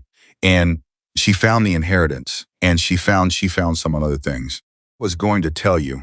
I was trying to figure out how to tell you something like this without blowing your whole world apart. But I hadn't figured it out yet. And then he beat me to it with a news camera. I'm sorry. I'm sorry you found out like this. You deserve better than the 6 o'clock news. Emily pressed the heel of her hand against her eyes. Why didn't he just ask me for it? If he wanted the money, the whole show, why come back at all? Or why not just— because he can't just take it, Emily. Sure. That's the part you don't know yet. And it's the part that changes everything. I need you to sit down and I need you to listen to me because it's a lot and it's about your grandmother. It's the best thing anybody's going to tell you all night. And Mason told her. He told her about Eleanor Whitmore, the grandmother she'd never met. Her mother Richard had hidden her from, so that a wealthy, dying woman would never know her granddaughter existed and might be tempted to leave her something. That Eleanor had found out anyway, somehow, near the end, that she had left Emily nearly everything and cut her own son out. And then he told her about the condition. She knew what he was, Mason said. Her own son. She knew he'd come for it the second she was gone. She built a lock he couldn't pick. She wrote it into the trust that the money's protected. Nobody can pressure you out of it. Nobody can take control of it as long as it can be proven in court that you're surrounded by people who love you for you. People who want nothing from you. People who ask for nothing in return. His voice roughened. Her exact words, Emily. She wanted proof her granddaughter was loved for herself and not for what she has, and protected by those who ask nothing in return. She reached out from her own grave to try and protect you from him. And she made the only key to the lock be people who love you for free. Emily had gone very still. Understand what I'm telling you? Mason asked softly. For 3 months, we didn't know a thing about any money. Not a dollar. We fixed your ramp and walked you home and then drove you to your doctors and asked you for nothing. Because you asked us for help in the rain, and that was reason enough. And it turns out, without any of us knowing, we were building the exact thing your grandmother prayed you'd have. Well, we're the proof, Emily. A dozen of us. We're the thing that keeps him from ever touching that money. Your grandmother built the lock, and we turned out to be the key, and not one of us knew it till 4 days ago. Emily made a sound that was half sob and half something else, something like awe. He came after us. Mason went on, not you. Or us. He can't get the money by leaning on you. She made that impossible. The only way he gets it is to prove the people around you are predators. Remember that you're being manipulated by dangerous men who want your inheritance. So he's going to stand up in a courtroom and accuse us of the exact thing he's doing. He's going to use the town's fear of us as his whole case. A pause. It might work. I won't lie to you. Harry looks at 12 of us and one weeping rich man in a good suit. We'll start out fair. He's got a real shot. Then we fight, Emily said. Her voice had changed. The crying had stopped. And underneath it had gone hard and clear. We fight him. The truth. You said it yourself months ago. You said if anybody ever tried to make this ugly, we fight them with the truth. There was a silence on the line. And when Mason spoke again, there was something in his voice she'd never heard before, pride, the kind a man doesn't say out loud.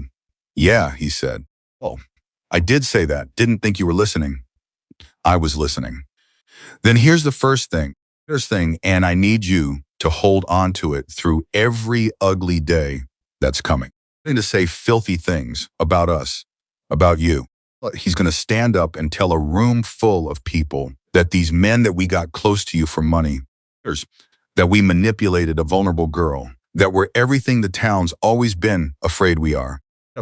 And he's going to be watching us the whole time, hoping, well, praying that one of us stands up and threatens him, one of us takes a swing, that one of us proves him right.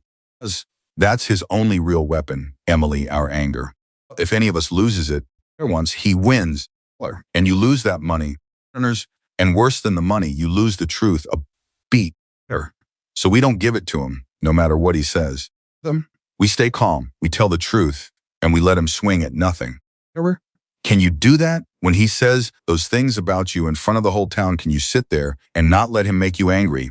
Emily thought about the crosswalk, a whole street of people who wouldn't give her 30 seconds, 12 men who'd asked her for nothing.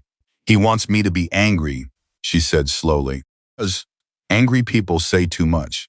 Angry people look like they've got something to hide. She wiped her face. Won't be angry. I'll just be honest. I'll just tell them exactly what happened. Let's walk on, and I'll let it be as boring and true as it really is. And there's nothing he can do with the truth, because the truth is that you all saved my life before any of us knew there was a dollar in it. Mason was quiet for a moment. "He's gonna love you," he said finally. "Get some sleep. Oh, we start getting ready. And Emily, you're not alone in this. Whatever he does, however loud he gets, you look over and we'll be right there. All of us. Same as the crosswalk. You already asked the right people. Let us be the right people." The weeks before the hearing were a war fought in whispers. And so Richard fought it in the open on television with cameras and carefully leaked stories, and a publicist who knew exactly how to make 12 middle-aged men in leather vests look like a menace to society. He gave interviews on the courthouse steps. He wept always at the right moment. He never once said a false thing that could be pinned down. He only asked questions, grave, wounded, reasonable voice. Is it not strange? And grown men and one vulnerable girl? I only want what's best for my daughter. He was very good, and the town, primed by months of its own quiet whispering, ate it up. Emily couldn't go to the grocery store without feeling the eyes, some of them pitying, some of them accusing, all of them certain they knew a story they did not know. Fought it the only way it could, with the truth, third quietly, one piece at a time, and with Sophia Bennett, out to be exactly the right person to have in your corner when a rich man tried to buy a narrative. He's built a beautiful story, Sophia told them, at the long table in the clubhouse bus the night before the hearing. Truly, it's airtight, emotionally. Grieving father, vulnerable daughter, they're dangerous predators. A jury wants to believe it because it confirms everything they already think. That's his strength. She spread her files across the table. A fatal flaw, and it's the flaw at the heart of every lie, that doesn't match the evidence, because his story requires you all to have known about the money. That's the load-bearing wall. If you knew about the inheritance, everything you did was a scheme. But if you didn't know, if you can prove you didn't know, then his entire story collapses. And what's left standing is the truth that you helped a girl for 3 months for free, and only found out about the money the same day the rest of the world did. And can we prove it? Bear asked. We didn't know? Sophia smiled, and it was not a warm smile. It was the smile of a lawyer who has found the soft spot in her opponent's throat. That's the beautiful thing about the truth, Bear. It leaves a trail. You fixed her ramp in October. The grandmother's estate didn't even clear the first stage of probate until December. They're driving her to appointments before the notification letters were ever mailed. Every single kind thing you did is time-stamped, and every one of those timestamps comes before there was any way on earth for you to know that money existed. She tapped the file. This whole case on you being greedy. And the calendar says you were kind before greed was even possible. A story, that's a fact. And facts, gentlemen, are very hard to cry your way out of. The hearing was held in the Cedar Ridge courthouse. The whole town came. They came because it was the biggest thing to happen in years. Because the story had been on television, and because on some level, everyone in that town knew that what was really on trial was not just a girl's inheritance, but the town's own comfortable version of who those men in the vests were. At the gallery, they lined the walls. Richard Whitmore sat at his table in a suit that cost more than some of the spectators made in a season, flanked by expensive lawyers, and he had arranged his face into an expression of noble, wounded sorrow that never once slipped. And across the aisle sat the Hells Angels scrubbed, silent, in the cleanest versions of themselves they owned, enormous men, holding a stillness that cost them everything to hold. Sat between them and her mother. Sophia Bennett sat at the table with a single thin folder in front of her. There's against Richard's mountain of paper, and she looked completely unbothered by the imbalance. Sitting was Judge Olivia Hart, a woman, with 30 years on the bench, of her hair, and a reputation for two things: allergy to theatrics, and a memory for when she was being played. Richard's lawyers went first, and they were good. They painted the picture Sophia had promised. Eric put Richard on the stand and let him weep, a father who'd made mistakes. But yes, who'd been young and frightened and absent, but who had come home at last only to find his fragile daughter surrounded by dangerous men with a clear and obvious interest in the fortune she'd inherited. There are photographs of the men. They read out the criminal histories some of them carried from decades past. Made it sound so reasonable, so concerned. Isn't it obvious, they asked the room, what these men are? Isn't it obvious what they want? I felt Bear go rigid beside her when they read his record. Jake's hands closed slowly into fists on his knees, and she reached over very quietly and put her small hand on top of Jake's enormous one, and she felt him understand, and she felt the fist open. They did not give Richard his one thing, not one of them. All of it, they sat like stone. And then Sophia Bennett stood up, and she did not raise her voice, and she did not weep. And she opened her single thin folder. Your Honor, she said, "Opposing counsel has told you a story about greed. I'd like to tell you a story about a calendar because the entire case against these men rests on a single claim that they knew about Emily Walker's inheritance and befriended her to get it. Everything else is decoration. So let's test that one claim. Let's just look at the dates." And she laid it out piece by piece, and it was devastating precisely because it was boring. She had the receipts for the lumber Ghost bought for the ramp, dated. She had the work order. She had the testimony of the building's other tenants, ordinary Cedar Ridge citizens, bikers who swore under oath they'd watched the men rebuild that ramp in October and ask for nothing. Had Bear's gas records, the odometer, the appointment logs from Emily's specialists. She had Doc's handwritten therapy notes, dated, detailed, of a man rehabilitating someone he cared about with no thought of reward. And then she had the probate records, the estate timeline, notification letters with their postmarks. Every act of kindness these men performed, Sophia said quietly, predates any possible knowledge of this inheritance. The ramp was rebuilt in October. This estate did not clear its first probate hearing until December. Letters informing anyone of the trust's existence were postmarked in January. Opposing counsel wants you to believe these men schemed to steal an inheritance they could not. The laws of time and the United States Postal Service. She set down the folder. You cannot chase money you don't know exists.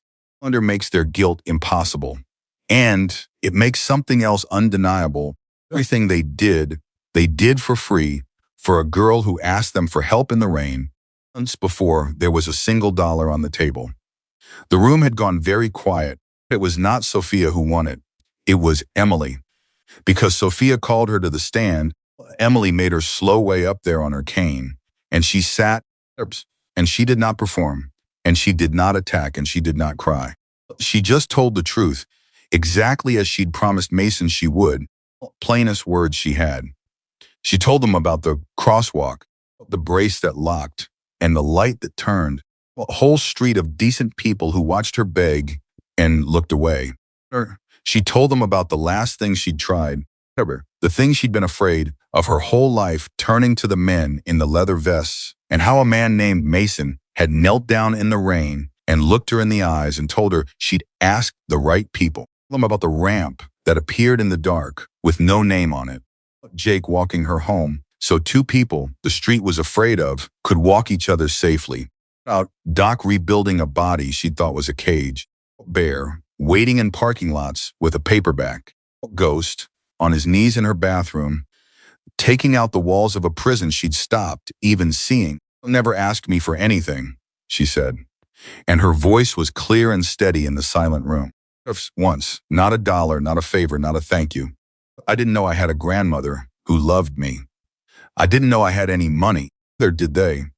All I knew was that I asked a whole town for help, and the town wouldn't give me 30 seconds. And then I asked 12 men. Everyone told me to be afraid of her, and they gave me my whole life back and asked for nothing. And then she looked, the first time, directly at Richard Whitmore. You want to know the difference between you and them? She said, there, and she said it without heat, which made it land like a stone. When I asked for help, and they didn't know I had a dime. You came when there was money, and you pretended you didn't know it was there. They knelt down in the rain for a girl with nothing. Cried on my sidewalk for a girl worth $600,000. That's the whole difference. That's the entire case. Everybody in this room already knows which of you is my family, and it isn't the one who shares my blood. Richard Whitmore's mask, which had held through everything, finally slipped. Just for a second, just long enough for the whole gallery to see the flat, calculating anger underneath the face of a man doing math in the open at last. The gallery saw it. The judge saw it. It was over, and everyone in that room felt it turn. Judge Olivia Hart did not deliberate long. When she returned, she looked first at Richard, and then at the row of silent men in their vests, and at the young woman on the stand. In 30 years on this bench, she said, I have learned to be suspicious of the story that flatters the people telling it. Never Whitmore, your story flattered you. It cast you as the loving father and these men as villains. It asked this court to believe that kindness offered before any reward was possible was somehow a scheme for a reward that did not yet exist. The calendar does not support you. The evidence does not support you. Douglas sir, your own face, a minute ago, calendars did not support you. She set down her papers. It stands as Eleanor Whitmore wrote it. The condition she set that her granddaughter be surrounded by those who love her for herself and ask nothing in return has not merely been met. It has been met more completely and more movingly than any document I have read in my career. Your petition is denied. The inheritance remains protected, and it remains Emily's. And then Judge Hart did something that was not in any statute. She looked at the 12 men, and she said, this court has spent a great deal of its time watching people be judged for what they appear to be. It is a rare and good thing to watch that judgment corrected in open court. This town owes you an apology it will probably never say out loud. I'll say it here, on the record, where it counts. Thank you for what you did for her. You are exactly the people she said you were. The room was silent for one held breath. And then, somewhere in the gallery, somebody began to clap one of the ordinary citizens who'd come to gawk at the dangerous bikers and stayed to watch the truth come out, and then another. Then the whole room, the whole town that had whispered and doubted and looked away, up its peats, rose to its feet for a dozen men it had spent its whole life crossing the street to avoid. Emily didn't clap. Emily made her way down off the stand. Her father, who would not meet her eyes, and across the well of the courtroom to where Mason Blackwood stood with his brothers, and she walked into the middle of them, her family, and Mason put one arm around her and held her while the town it had taken her a lifetime to be seen by stood and roared. You asked the right people, again, quietly, for her under the noise. I know, Emily said. Always knew. The remote finally slipped from Emily's fingers and hit the floor, and she didn't move to pick it up. $600,000. The words kept repeating, refusing to mean anything, refusing to fit into the life she'd been living, the life of missed appointments and cheap braces and a mother counting tips at midnight. There had been $600,000 somewhere in the world with her name on it. And she had gone without a working car, without a real brace, a physical therapist she could afford. And the whole time, somewhere that money had existed, and her father had known, was the part that wouldn't stop cutting. Not the money. There's the knowing. He had wept on her sidewalk. He had pressed his hand to his chest and called himself a coward and said he couldn't die without knowing her. Well, every single second of it, he'd known about the money. There, and he'd said nothing because the money was the entire reason he was standing there. The phone was ringing. It had been ringing for a while. I looked down and saw Mason's name, and she almost didn't answer because she didn't know what she'd say, because the shame was back, the old, little, drowning shame, and now it had a new shape. Turned out about and the money too. From the television, them as her. What did they think? Did they think she'd known? Did they think she'd been sitting on $600,000 while they fixed her door for free? She answered because not answering was worse, Emily. Mason's voice, and steady, the voice from the crosswalk. You watching the news? Her voice wouldn't work. Mason, I didn't know. I swear to God, I didn't know about the money. Well, I would never have let you all do all that. If I'd known I didn't know. You have to believe me. Hey, stop. His voice was so calm it stopped her cold. I know you didn't know. Every one of us knows you didn't know. That, Emily, that's not even a question in anybody's mind here. You hear me? Nobody in this club thinks that. Not for 1 second. She was crying now, really kind, the kind she couldn't talk through. He knew the whole time. He came to my house and he cried and he called himself a coward and he hugged me, and the whole time he was just... You knew? And there it was, her on top of the pile. Mason, did you know? Huh? A pause. And then, because Mason Blackwood did not lie to people he cared about, not even to spare them, not even when the truth cost him, we knew. A few days now, I had somebody look into him after I met him. My gut told me he was wrong. And she found the inheritance. And she found some other things. I was going to tell you. I was trying to figure out how to tell you something like this without blowing your whole world apart. But I hadn't figured it out yet. And then he beat me to it with a news camera. I'm sorry. I'm sorry you found out like this. You deserve better than the 6 o'clock news. Emily pressed the heel of her hand against her eyes. Why didn't he just ask me for it? If he wanted the money, I had the whole show. Why come back at all? Or why not just... Because he can't just take it, Emily. Sure. That's the part you don't know yet. And it's the part that changes everything. I need you to sit down, and I need you to listen to me, because it's a lot, and it's about your grandmother. It's the best thing anybody's going to tell you all night. And Mason told her. He told her about Eleanor Whitmore, the grandmother she'd never met. Grandmother Richard had hidden her from, so that a wealthy, dying woman would never know her granddaughter existed and might be tempted to leave her something. That Eleanor had found out anyway, somehow, near the end, that she had left Emily nearly everything and cut her own son out. And then he told her about the condition. She knew what he was, Mason said. Her own son. She knew he'd come for it the second she was gone. She built a lock he couldn't pick. She wrote it into the trust that the money's protected. Nobody can pressure you out of it. Nobody can take control of it as long as it can be proven in court that you're surrounded by people who love you for you. People who want nothing from you. People who ask for nothing in return. His voice roughened. Her exact words, Emily. She wanted proof her granddaughter was loved for herself and not for what she has, and protected by those who ask nothing in return. She reached out from her own grave to try and protect you from him. And she made the only key to the lock be people who love you for free. Emily had gone very still. Understand what I'm telling you? Mason asked softly. For 3 months, we didn't know a thing about any money. Not a dollar. We fixed your ramp and walked you home and then drove you to your doctors and asked you for nothing. Because you asked us for help in the rain, and that was reason enough. And it turns out, without any of us knowing, we were building the exact thing your grandmother prayed you'd have. Well, we're the proof, Emily. A dozen of us.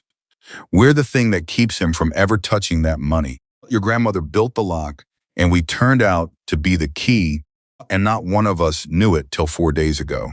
Emily made a sound that was half sob and half something else, something like awe. He came after us, Mason went on, not you. Or us. He can't get the money by leaning on you. She made that impossible. The way he gets it is to prove the people around you are predators. Remember that you're being manipulated by dangerous men who want your inheritance. So he's going to stand up in a courtroom and accuse us of the exact thing he's doing. He's going to use the town's fear of us as his whole case. A pause. It might work. I won't lie to you. Harry looks at 12 of us and one weeping rich man in a good suit. We'll start out fair. He's got a real shot. Then we fight, Emily said. Her voice had changed. The crying had stopped. And underneath it had gone hard and clear. We fight him. The truth. You said it yourself months ago. You said if anybody ever tried to make this ugly, we fight them with the truth. There was a silence on the line. And when Mason spoke again, there was something in his voice she'd never heard before, pride, the kind a man doesn't say out loud. Yeah, he said. Oh, I did say that. Didn't think you were listening. I was listening. Then here's the first thing. And I need you to hold on to it through every ugly day that's coming. And to say filthy things about us, about you. He's going to stand up and tell a room full of people that these men that we got close to you for money, that we manipulated a vulnerable girl, that we're everything the town's always been afraid we are. And he's going to be watching us the whole time, hoping, praying that one of us stands up and threatens him, one of us takes a swing, that one of us proves him right. That's his only real weapon, Emily, our anger. If any of us loses it, once he wins, and you lose that money, and worse than the money, you lose the truth, a beat. So we don't give it to him, no matter what he says.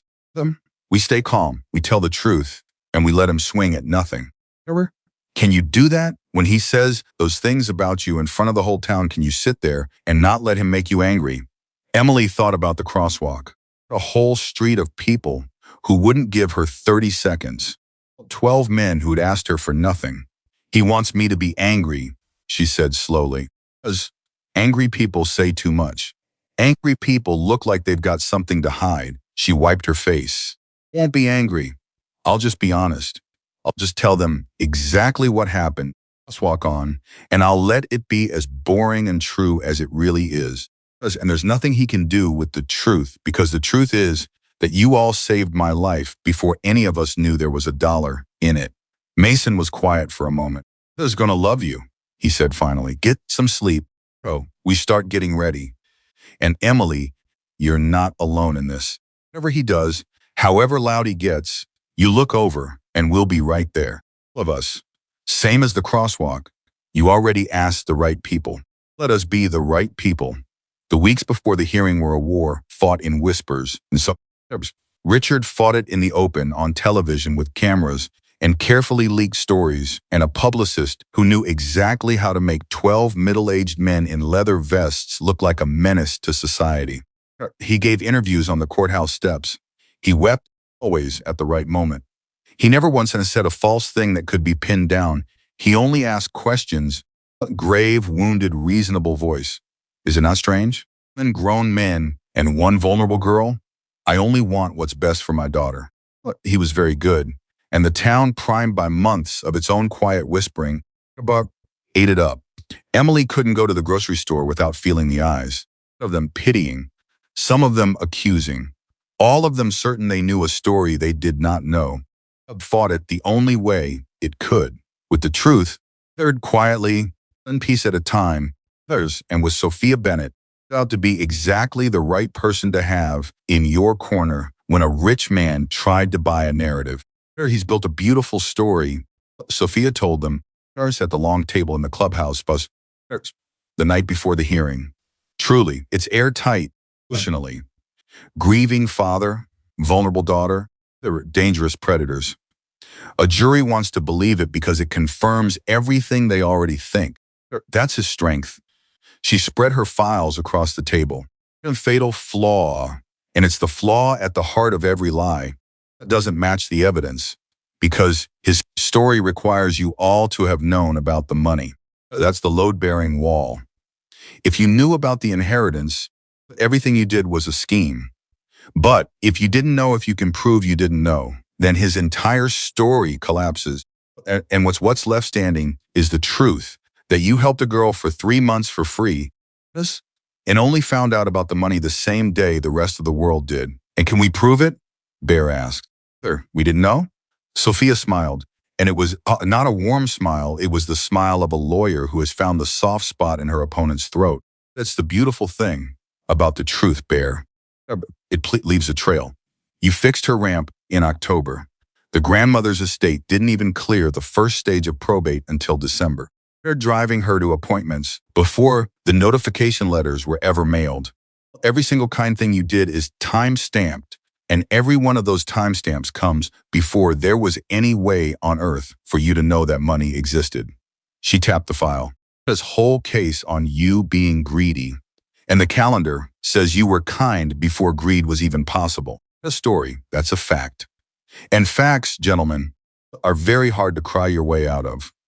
The hearing was held in the Cedar Ridge courthouse. The whole town came. They came because it was the biggest thing to happen in years. The story had been on television, and because on some level, everyone in that town knew that what was really on trial was not just a girl's inheritance, but the town's own comfortable version of who those men in the vests were. The gallery, they lined the walls. Richard Whitmore sat at his table in a suit that cost more than some of the spectators made in a season, flanked by expensive lawyers, and he had arranged his face into an expression of noble, wounded sorrow that never once slipped. And across the aisle sat the Hells Angels scrubbed, silent, in the cleanest versions of themselves they owned, enormous men, holding a stillness that cost them everything to hold. Sat between them and her mother. Sophia Bennett sat at the table with a single thin folder in front of her. There's against Richard's mountain of paper, and she looked completely unbothered by the imbalance. It was Judge Olivia Hart, a woman, with 30 years on the bench, of her hair, and a reputation for two things: allergy to theatrics, and a memory for when she was being played. Richard's lawyers went first, and they were good. They painted the picture Sophia had promised. Put Richard on the stand and let him weep a father who'd made mistakes. But yes, who'd been young and frightened and absent, but who had come home at last only to find his fragile daughter surrounded by dangerous men with a clear and obvious interest in the fortune she'd inherited. There are photographs of the men. They read out the criminal histories some of them carried from decades past. It sounds so reasonable, so concerned. Isn't it obvious, they asked the room, what these men are? Isn't it obvious what they want? I felt Bear go rigid beside her when they read his record. Jake's hands closed slowly into fists on his knees, and she reached over very quietly and put her small hand on top of Jake's enormous one. And she felt him understand, and she felt the fist open. They did not give Richard his one thing, not one of them. All of it, they sat like stone. And then Sophia Bennett stood up, and she did not raise her voice, and she did not weep. And she opened her single thin folder. Your Honor, she said, "Opposing counsel has told you a story about greed. I'd like to tell you a story about a calendar because the entire case against these men rests on a single claim that they knew about Emily Walker's inheritance and befriended her to get it. Everything else is decoration. So let's test that one claim. Let's just look at the dates." And she laid it out piece by piece, and it was devastating precisely because it was boring. She had the receipts for the lumber Ghost bought for the ramp, dated. She had the work order. She had the testimony of the building's other tenants, ordinary Cedar Ridge citizens, bikers who swore under oath they'd watched the men rebuild that ramp in October and ask for nothing. Had Bear's gas records, the odometer, the appointment logs from Emily's specialists. She had Doc's handwritten therapy notes, dated, detailed, of a man rehabilitating someone he cared about with no thought of reward. And then she had the probate records, the estate timeline, notification letters with their postmarks. Every act of kindness these men performed, Sophia said quietly, predates any possible knowledge of this inheritance. The ramp was rebuilt in October. This estate did not clear its first probate hearing until December. Letters informing anyone of the trust's existence were postmarked in January. Opposing counsel wants you to believe these men schemed to steal an inheritance they could not. The laws of time and the United States Postal Service. About, she set down the folder. You cannot chase money you don't know exists. Under makes their guilt impossible. And it makes something else undeniable. Everything they did for free for a girl who asked them for help in the rain months before there was a single dollar on the table. The room had gone very quiet. It was not Sophia who won it.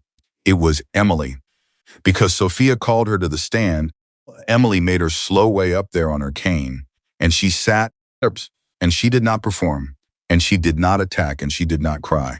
She just told the truth, exactly as she'd promised Mason she would, plainest words she had.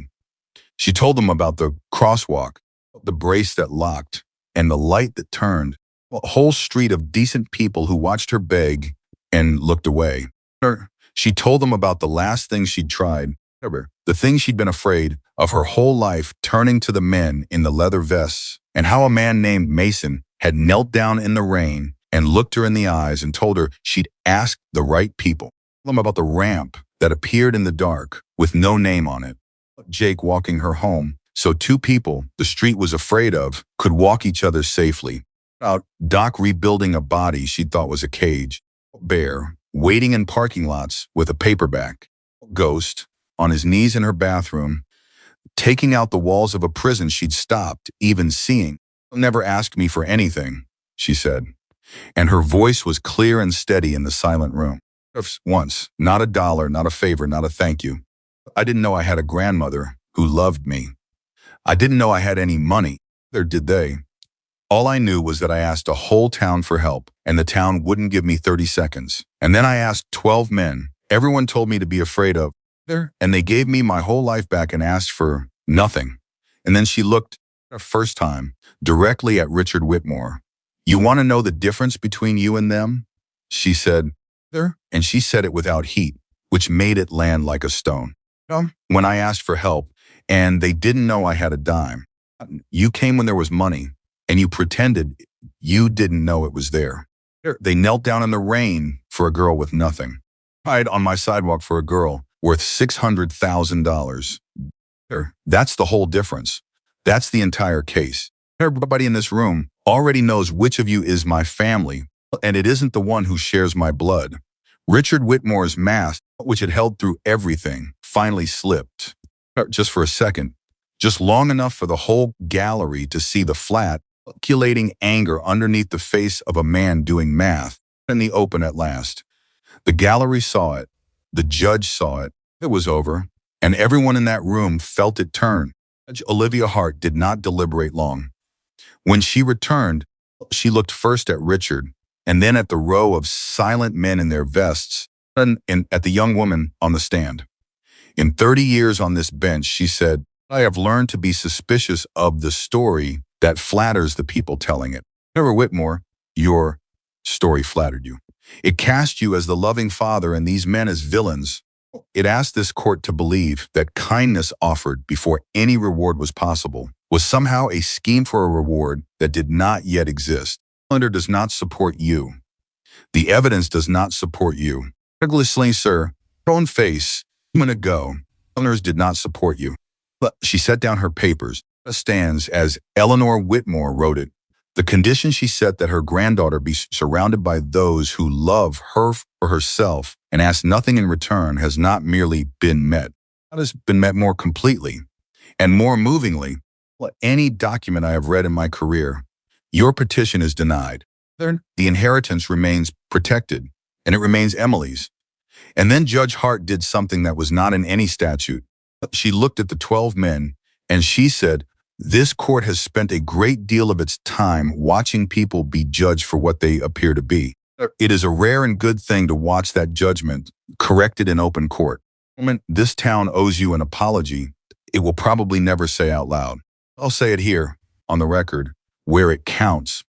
Thank you for what you did for her. You are exactly the people she said you were. The room was silent for one held breath. And then somewhere in the gallery, somebody began to clap one of the ordinary citizens who'd come to gawk at the dangerous bikers and stayed to watch the truth come out. And then another, then the whole room, the whole town that had whispered and doubted and looked away, up its peats, rose to its feet for a dozen men it had spent its whole life crossing the street to avoid. Emily didn't clap. Emily made her way down off the stand. Her father, who would not meet her eyes, and across the well of the courtroom to where Mason Blackwood stood with his brothers, and she walked into the middle of them, her family, and Mason put one arm around her and held her while the town it had taken her a lifetime to be seen by stood and roared. You asked the right people, again, quietly, for her under the noise. I know, Emily said.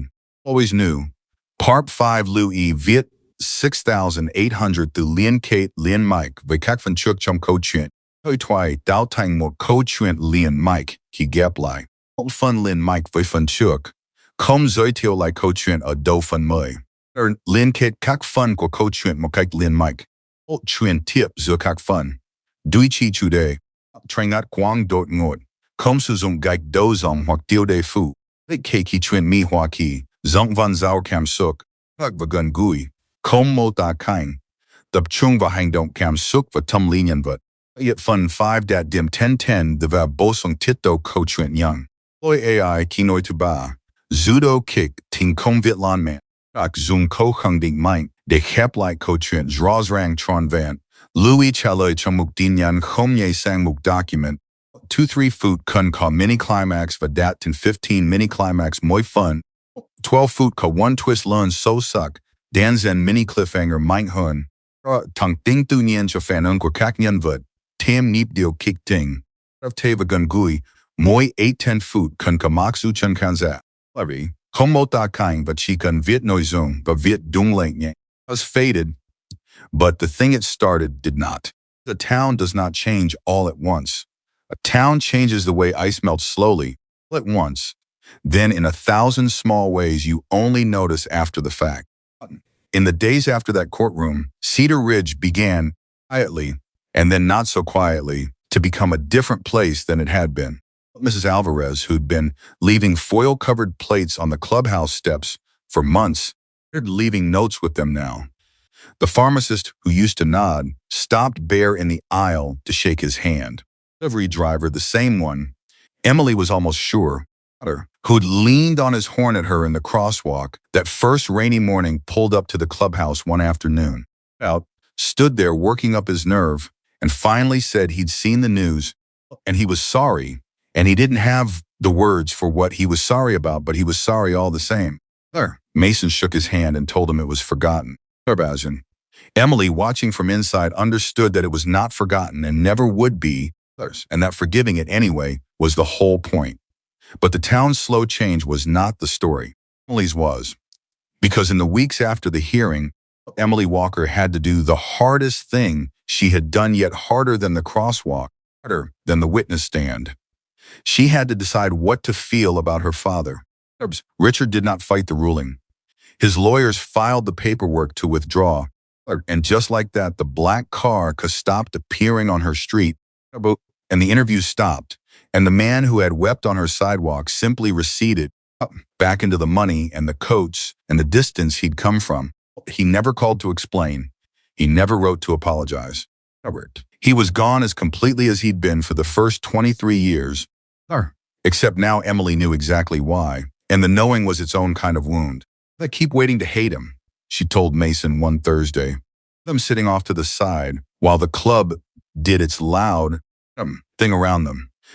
Everybody keeps telling me I should hate him. I want it'd be easier. But mostly I just feel sad. Colorado, sad that he's the kind of man who could look at his own daughter and see a bank account. Sad that whatever's wrong with him is so deep that money was louder than me. She turned her cup in her hands. What kind of person does that make me? That I can't even hate him, right? Mason was quiet for a moment. It makes you the kind of person your grandmother knew you'd be, he said. Why she trusted the money to you and not to him. Hate's easy, Emily. Hate's what he'd have done in your shoes. You looking at the man who tried to rob you and feeling sad for what's broken in him instead of hating him for it, that's not a weakness. There's kid. That's the whole reason you're the one who deserved the inheritance and he wasn't. Emily thought about that for a long time. Decided something, she said, finally, about the money. You don't have to decide anything. Flowers. It's yours. Do whatever you want with it, or nothing at all. Yours. Sit on it. You've earned the right to just breathe for once. I know. I've been thinking about my grandmother, about Eleanor, this woman I never met, who found out about me at the end of her life and loved me enough to build a whole fortress around me to keep me safe from her own son. Emily's eyes filled. She reached across her own death to protect a girl she'd never even hugged. And the thing that made her fortress work, the thing that made it real, wasn't the money. It was you. It was all of you. People who showed up for nothing. She bet everything on the idea that somewhere out there were people who'd love me for free. And she was right. And I want her voice caught. I'm going to do something with this that would make her proud of the bet. She did. She made good on it. The first thing she did to pay off her mother's debts, every one of them. Medical bills, the back rent, the loans, Laura had taken quietly over the years and never told her daughter about. She sat her mother down at the same kitchen table where Laura had counted tips at midnight for 2 decades, and she showed her the numbers with the debts crossed out. Laura Walker put her face in her hands and shook. For the first time since she was a young woman, she was not afraid of a mailbox. You don't have to work 14-hour days anymore. Emily said. You don't have to stand until your knees give out. You can rest. You've been apologizing to me my whole life for what you couldn't give me. I need you to hear this. You gave me everything. You gave me the one thing that mattered. You never once, not for a single day, let me believe I wasn't loved. The thing Richard couldn't buy with $600,000. And you gave it to me for free every day when we had nothing. Let me do this. Let me give you back some of the rest you gave up for me. Laura couldn't speak. Held her daughter in the kitchen for a very long time. The thing Emily did was finish her degree. She had been on the edge of it for months. And now, with the weight lifted, the debt gone, the transportation solved, stronger than it had been in years. Thanks to Doc, her days no longer spent just to get from one place to the next. She poured everything into it. Kept working with her, and Bear kept the rides going, even though she could have afforded her own car now. Like the breakfast crosswalk, don't take my breakfast away from me. And Jake kept walking her home from her night classes, even though she was safe now. Because by then, it wasn't about safety and never really had been. On the day Emily Walker graduated first in her family to earn a college degree, a woman with cerebral palsy who had once believed she was the reason everything was hard. 12 enormous men in leather vests sat in the audience of that ceremony, in the seats reserved for family, because that was exactly what they were. She sat in the middle of them, in a new dress, weeping openly. And when Emily's name was called and she made her slow, and way across that stage on her cane, the same cane that had slipped in a crosswalk, and started all of it, the loudest sound in the entire auditorium was a section of bikers who came to their feet and roared like she'd won a championship. Emily stood at the edge of that stage, diploma in hand, looked out at them, at the men. The whole town had been afraid of.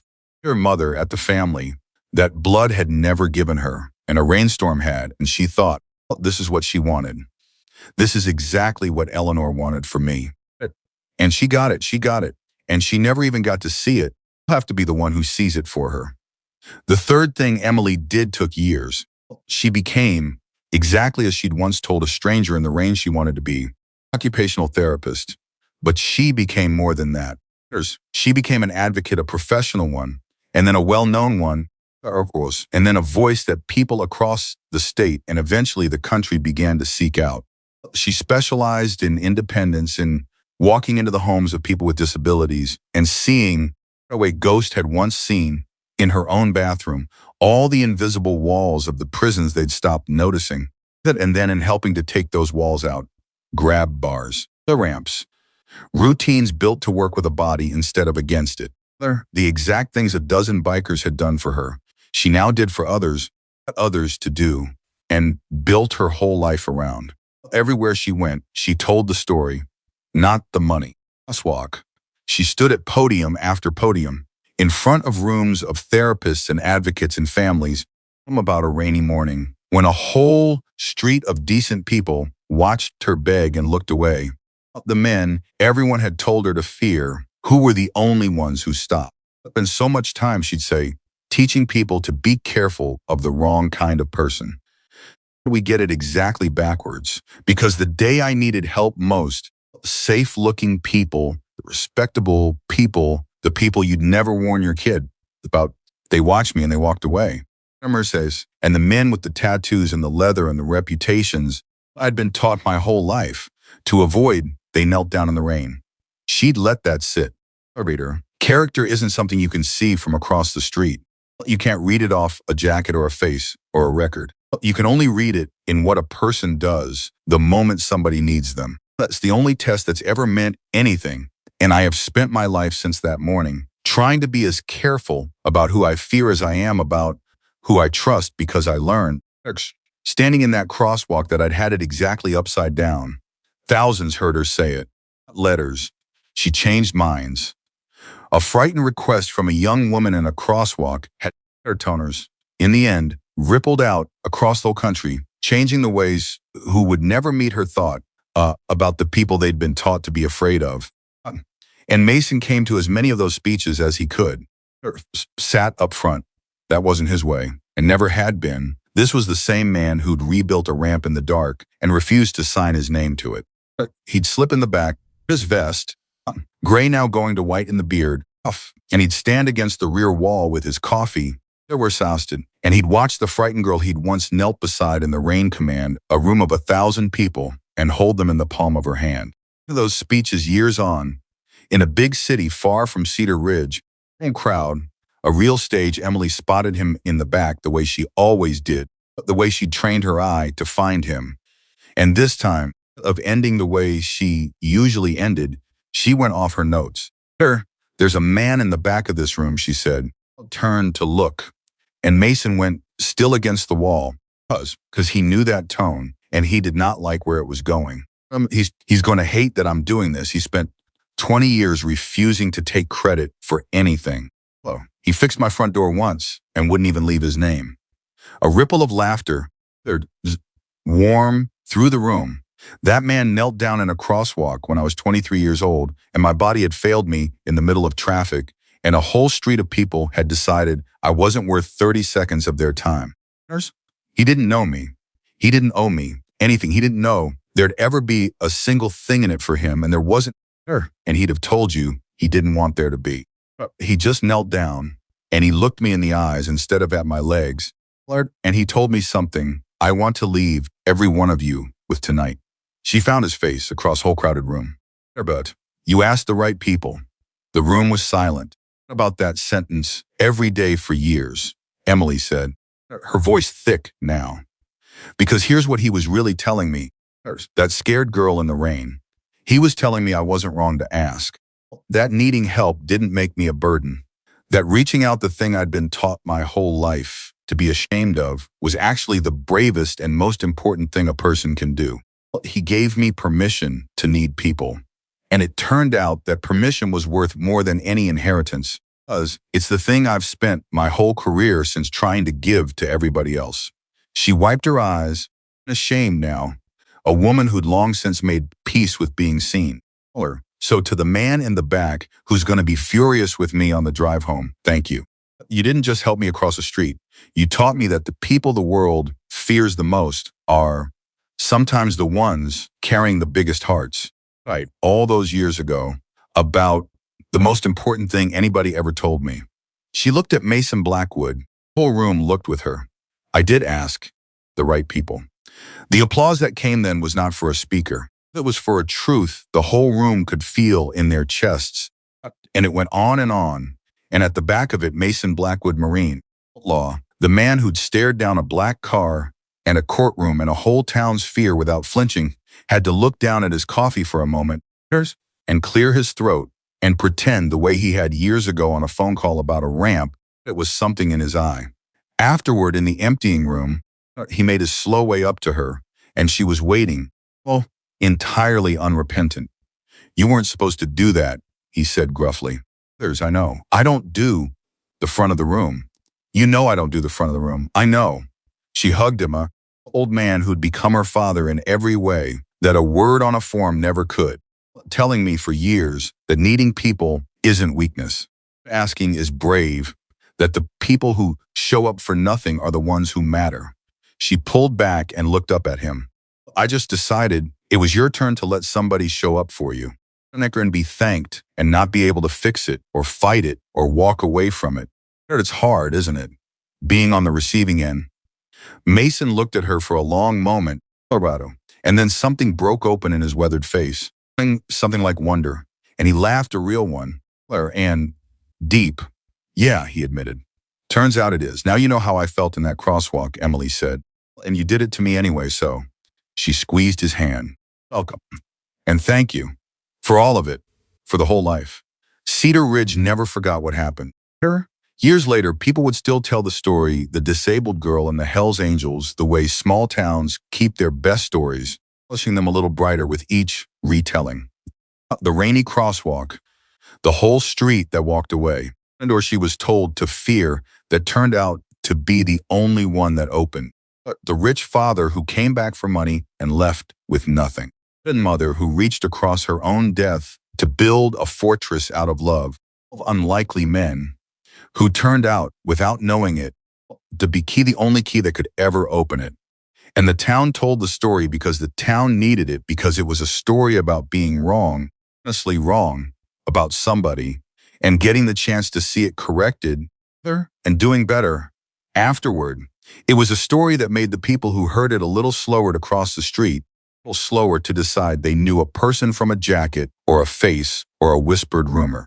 Emily's mother lived out her years in peace in a small house with a good ramp and no mailbox to fear, surrounded on Thursdays by a family of loud, enormous men who never let her lift a finger and never let her feel alone. Kept rebuilding bodies people had given up on, up until his own gave out, and Emily was at his bedside at the end, holding the hand that had given her back her legs. Just never did learn to say 20 words at a stretch, but he built 100 more ramps over the years and installed 1,000 more grab bars, always quietly, always without a name, taking down invisible prison walls for strangers all over the county, because a girl had once cried in her own bathroom and taught him that the smallest fix could be the biggest freedom. There kept his rides going for anyone who needed one. And his paperbacks and his breakfasts. Jake's daughter grew up calling Emily Aunt Crosswalk and never once thought there was anything strange about a family built out of a rainstorm. And Mason Blackwood kept showing up in the backs of rooms to watch a frightened girl he'd knelt beside in the rain become a woman who gave that same permission to thousands, the permission to ask, permission to need, the permission to believe that reaching out is the bravest thing a human being can do. He carried to the end of his days the quiet certainty of a man who had once made a small choice on a rainy morning that turned out to be the largest thing he ever did, though he'd have told you, right up until the last, that it wasn't anything at all. He just helped a kid across a street. That was the whole story. But it wasn't the whole story. Everyone who knew it understood that, and Emily most of all. The whole story was this. That family is not made of blood. Character is not worn on the outside, and the person the world teaches you to fear may be the only one who kneels down in the rain when everyone else has walked away. The whole story was that a single frightened question asked by a young woman who had every reason to stay silent changed the town, protected a fortune, honored a grandmother's dying wish, and rewrote the lives of a dozen men and everyone they touched afterward. The whole story was that Emily Walker asked for help on the worst morning of her life, and she asked the right people. And she was right. The very last of them to go was Mason, old by then properly old. The gray gone fully to white, powerful frame a little bent, though the stillness never left him, and neither did the eyes. And Emily, who was no longer a frightened girl but a grown woman with silver coming into her own hair, sat with him at the end, the way he had once sat with her at the beginning. Here she held his hand. It was the same hand she'd gripped in a crosswalk half a lifetime ago. When she'd put her fingers on his shoulder and the tilting ground had finally gone still. "You did good, kid," he said, his voice thin now but steady. "Ever tell you that? All them years, all them speeches, all them people you helped. You did real good, you told me. In words. You told me every time you stood in the back of a room and thought I couldn't see you." She smiled through the ache in her throat. "Always saw you, Mason. Always." He was quiet for a while. "Then I never had kids of my own. Did you know that? It worked out. Used to think it was one of the things the good Lord took off my plate because of the life I lived." His fingers tightened weakly around hers. Thought he was just making room. So a scared girl in the rain could come along and be mine anyway. Best thing I ever got. And I didn't even go looking for it. It just asked me for help one morning. Emily couldn't speak. "You remember what I told you?" he asked. "That first day?" "You asked the right people," she whispered. A faint smile. "The other thing, about the word sorry. I told you not to say it. They're existing, not for needing help, not for taking up space." His pale eyes found hers, clear as they'd been in the street all those years ago. "But you spent your whole life apologizing for being alive. There's Emily, and I need to know before I go you don't do that anymore." "Oh, you stopped." "I stopped," she said, and the tears came freely now. "Look, you made me stop. You and all of them. I don't apologize for being here anymore. No, I belong here. You taught me that." "Good." The word came out on a long, satisfied breath, the sound of a man setting down something heavy he'd been carrying a long way. That's the one that mattered. All the rest of the ramp, money, the courtroom that was just stuff, that one was the whole thing. Getting you to believe you were worth the 30 seconds. His eyes drifted closed. There was peace in it. You were, kid, you were worth the whole life. Mason Blackwood died the way he'd lived quietly, asking for anything, with a girl he'd rescued in the rain holding his hand and a family he'd built out of strays standing watch around him. Eric buried him in his vest the way he'd wanted, and the whole town came. The same town that had once crossed the street to avoid him, lined the road for miles to say goodbye. Ordinary people standing 3 deep with their hats in their hands for a man they'd spent decades being afraid of and had finally, late but not entirely too late, learned to honor. Emily spoke at the service. Of course she did. She stood at the front of a packed church, no notes this time. She didn't need them, and she looked out at the sea of faces, their vests, and the Sunday suits sitting side by side at last. Boots, and she told them the only story worth telling. 23 years old, she began, "They failed me in the middle of a crosswalk on a rainy Tuesday. A whole street of good, respectable, decent people looked at me and decided I wasn't worth their time. And then I asked the man we're here to say goodbye to, a man everyone in this room was once afraid of. And he knelt down in the rain, and he looked me in the eye, and he stayed." Her voice held. "They left. Not once in all the years after. He is the reason I stand here today, literally. As his brother rebuilt my body, and every other way that matters, as he rebuilt me." She let her gaze travel over the whole crowded room. "Mason Blackwood would tell you he didn't do anything. He'd say he just helped a kid across the street. He said it to me 1,000 times. She smiled. "And fierce. But I'm the one who gets the last word now. And he can't stop me, so here it is. He didn't just help a girl across the street. He showed a whole town that you cannot see a person's heart from across the road. He proved that family is built by the ones who show up, not the ones who share your blood. And he taught a frightened girl who thought she was a burden that asking for help is the bravest thing a human being will ever do." She looked at the plain wooden casket, the vest laid across it, at the last of the men who had answered her question in the rain. "I asked the right people." One final time, her voice did not break. "I asked, and they came, and they never left, and they made me everything I am. Don't you dare grieve. This man, like the world, lost something. The world didn't lose. The world got shown by 12 men it had already given up on exactly what it looks like when somebody chooses to be good for no reason at all except that another person needed them." She stepped back from the podium. "Thank you, Mason," she said quietly, "for the 30 seconds. The whole life that came after. And that was the end of it, not a sad end, A right one. The end of a story that started with a cane slipping on wet pavement and a whole town looking away, and finished with that same town on its feet weeping the men it had feared and finally learned to love. Emily Walker lived a long time after that. She helped more people than she could ever count. And she never stopped telling the story, and she never once, not on her hardest day, but in her loneliest hour, believed again that she was a burden. As a dozen men in leather vests had knelt down in the rain when no one else would, and they had asked for nothing, and they had given her everything. And she had been right.